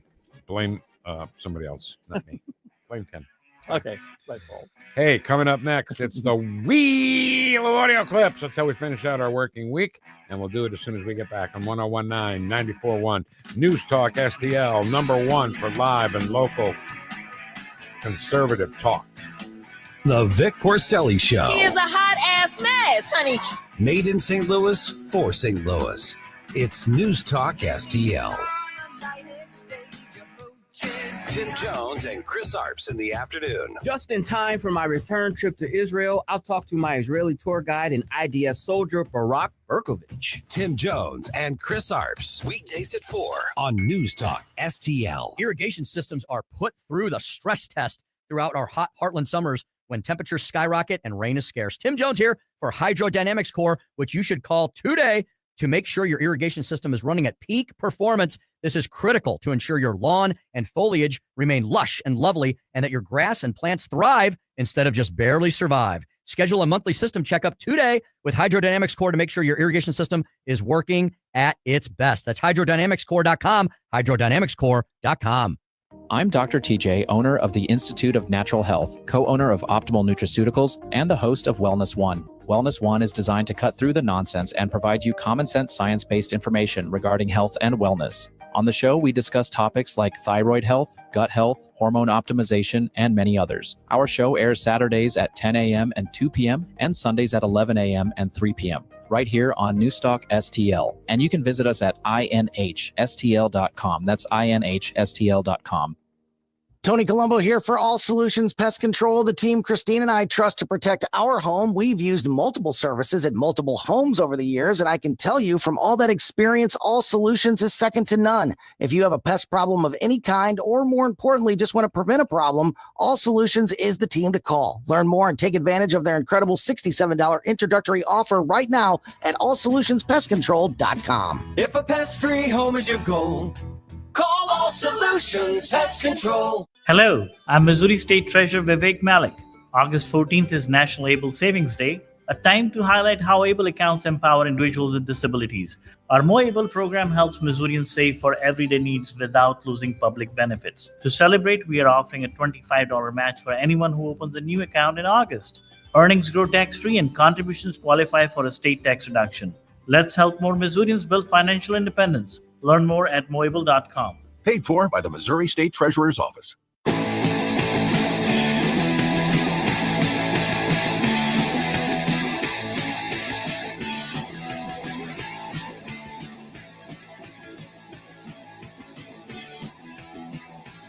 Talk lines are open now at 314-912-1019.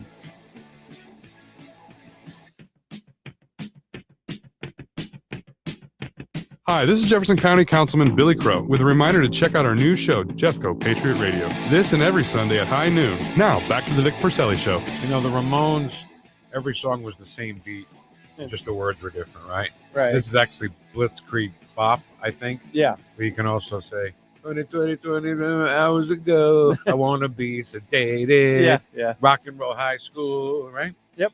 Okay. It's Friday, just about the end of the show. Time for our Wheel of Audio Clips. Wheel of Audio Clips!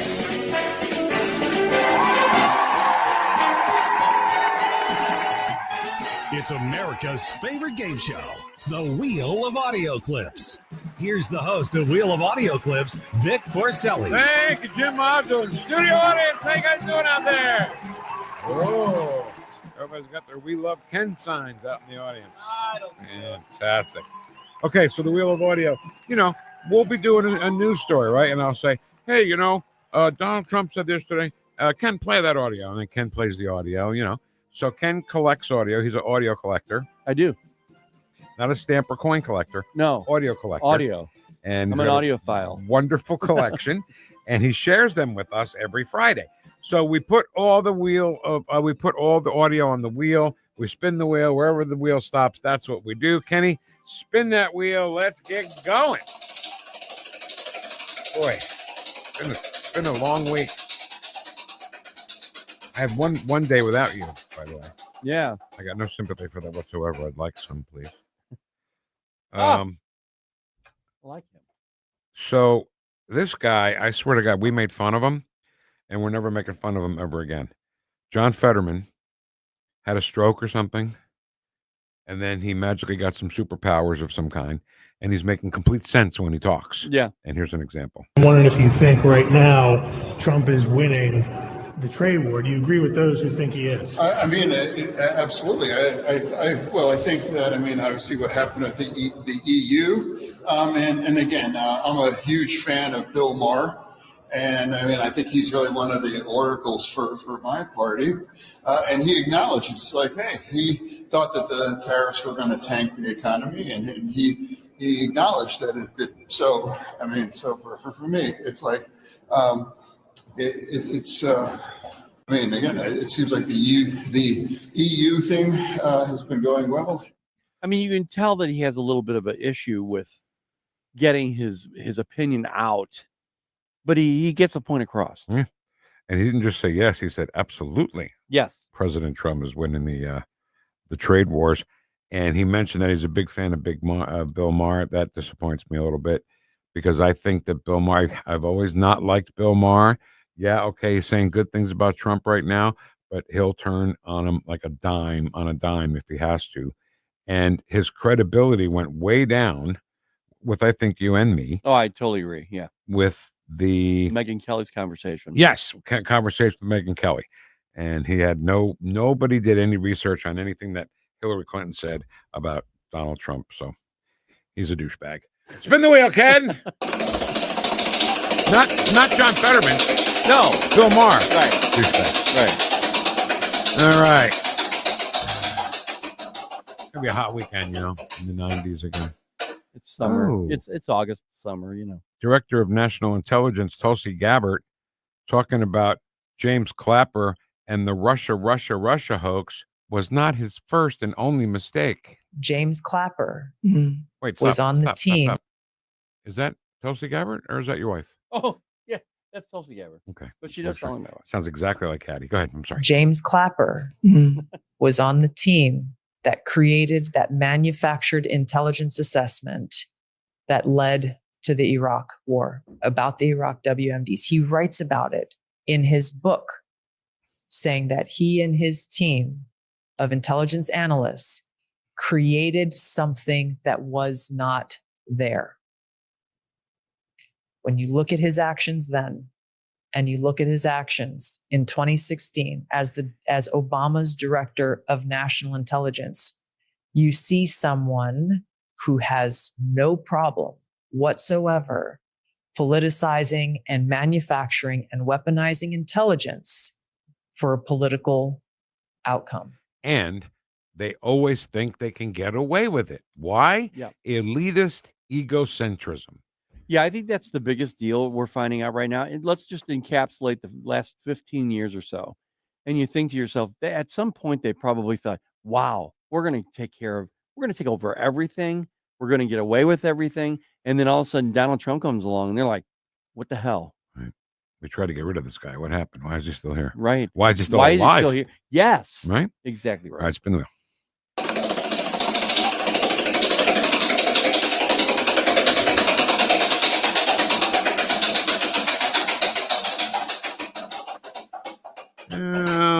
Okay. All right. So, Ken, I believe that this is an interview that President Trump did on CNBC's Squawk Box. Is that right? The show Squawk think so. Box? Yes.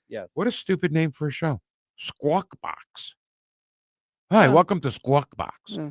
How can you sound there's nothing that makes that sound elite, you know? Yeah. Or welcome to credible. Good evening, everyone, and welcome to Squawk Box. President Trump on Squawk Box. The guy's trying to fact check him, and President Trump hit him with a gut punch. Here we go. So you did get the highest number of votes in Texas, so that's true. But when you were talking about, then you don't have to say anything more, Joe. I got to say this. No, don't say anything more. Don't qualify it by saying, no, I got the highest number of votes. You did. In the history I'm moving of on. Texas. I'm moving on to your claim that. That's it. Oh, sorry. No. The whole point is that he was trying to. Originally, he was trying to stop, just like move on from the conversation because he knew he was wrong. The whole point is that it's a stupid name for a show. Squawk Box. Squawk. Spin the wheel.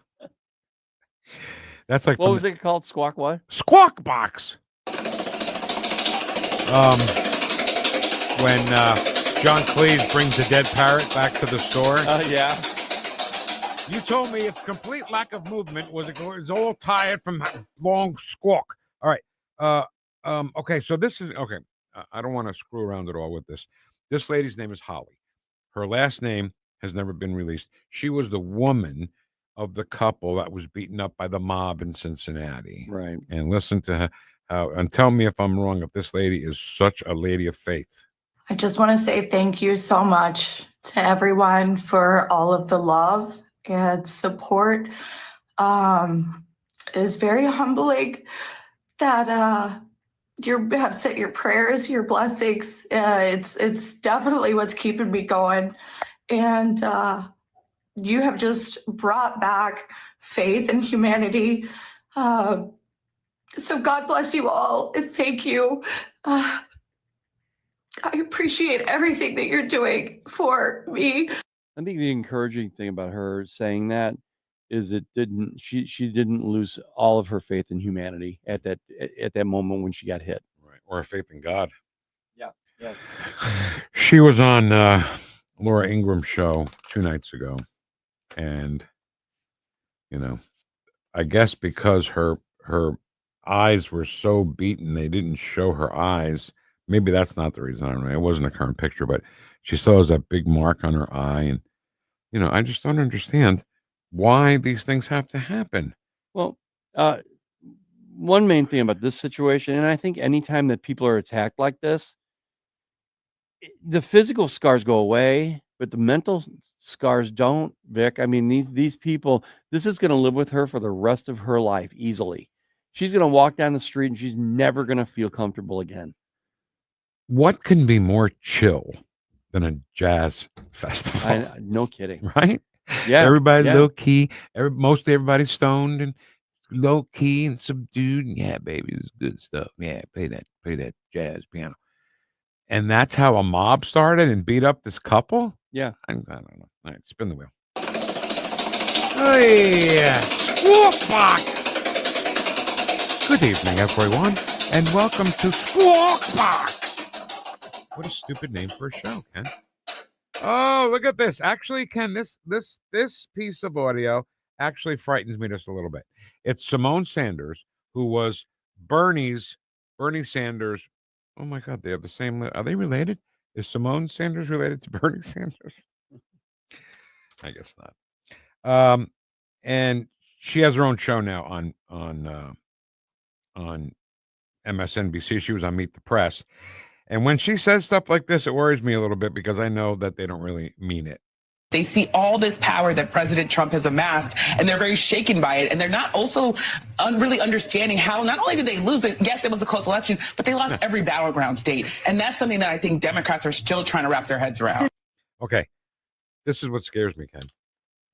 They said, that's Simone Sanders saying, Democrats see all this power that President Trump has amassed, and they're very shaken by it. Sounds like a very we give up kind of a thing, wave the white flag kind of thing. And you know they're not.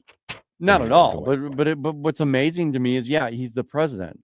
Of course, he's got more power now. He's the president of the United States now. And he's not a stupid libtard. Why? What's the problem with that? I don't understand. He's the president of the United States. Yes, it's the Trump administration now. They act like he's an authoritarian now. Now he's the leader, the dictator of America. I don't know. All I know is that's all the time we have for the Wheel of Audio Clips. God, it's trying to get a word in edgewise on a show that my name's all over it. Hey, listen, this is Vic Porcelli saying, help control the liberal population. Have your liberal spayed or neutered. Goodbye, everybody. All right, Ken, good to see you back. Good to see you feeling good. Thanks, Vic. All right. Everybody have a great weekend. Please remember to keep your record player on at night. Listen to us this morning. Make sure you have the record player on at night. And we'll see you on Monday.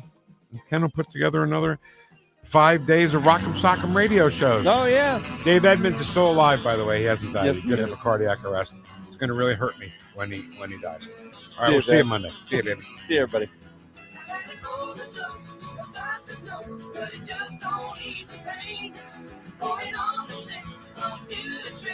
Sooner or later I'll be clocking in again. Someday I'll be able to look at my working day. Life will be grim because the ship is coming in. Everything will go my way and I won't have to see. Here come the weekend. Here come the weekend. Here come the weekend. My working week's so tough, I think I've had enough until the weekend. Here come the weekend. Here come the weekend. Here come the weekend. I think you're a little confused. News, analysis, opinion. I've got something to say and I can't hold it any longer. 101.9 and 94.1. You won't hear the truth anywhere but here. NewstalkSTL. NewstalkSTL. Hey, this is Jim Avery, the most conservative Republican in the race for state senate in northern Jefferson County. I'm a 3-time combat veteran. I'm going to fight for the unborn, defend the Second Amendment, and eliminate personal property tax. I want to invite you all to my campaign kickoff on August 14th at 6:30 p.m. at Notting Hills. Live music, great food, and a lot of fun. This is Jim Avery, and I'd love to see you all there. The event is free, but space is limited, so visit jimavery.com to RSVP today. Paid for by Jim Avery for Senate. Jacqueline Rye-Bold, Treasurer.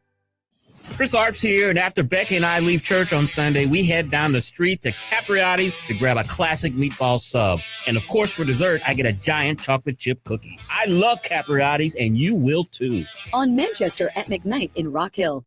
Looking for excitement, fun, and delicious food for the whole family? Piccadilly Parwan has it all. Savor our scratch-made dishes. Nothing frozen. Every bite a true delight. Roll into fun at Piccadilly Palace for roller skating, or race your heart out at Piccadilly Kart Racing. Join us for happy hour Monday through Friday, 4 till 6. Free select appetizers and drink specials. And don't miss our mouth-watering Sunday family dinners. Piccadilly Parwan on Audrey Lane in Union, Missouri, or online at PiccadillyPar1.com. NewstalkSTL is proud to have Doug Voss of Safe Money Radio as part of our lineup each week. Doug has been a staple on the St. Louis radio airways for many years as one of the leading financial experts in the area. You can now hear Doug and Safe Money Radio 2 times every weekend on NewstalkSTL. But in case you miss anything, you can check it all out at DougVossSafeMoneyRadio.com. You could also reach Doug at 844-676-SAFE. That's 844-676-7233. Doug Voss is a registered representative. Securities offered through DHL Securities, LLLP, member FINRA and SIPC. KLGY HD3 Clayton, K270BW Belfast, KNVS Bowling Green. This is News Talk STL at 1019, 94.1, and always streaming at NewstalkSTL.com. News this hour from townhall.com. I'm John Scott. President Trump hosts the heads of 2 nations at the White House today as they sign a peace treaty. Armenia and Azerbaijan have fought for nearly 4 decades for control of the Karabakh region, known internationally as Nagorno-Karabakh. But President Trump says the 2 countries' leaders will sign a peace deal Friday at the White House.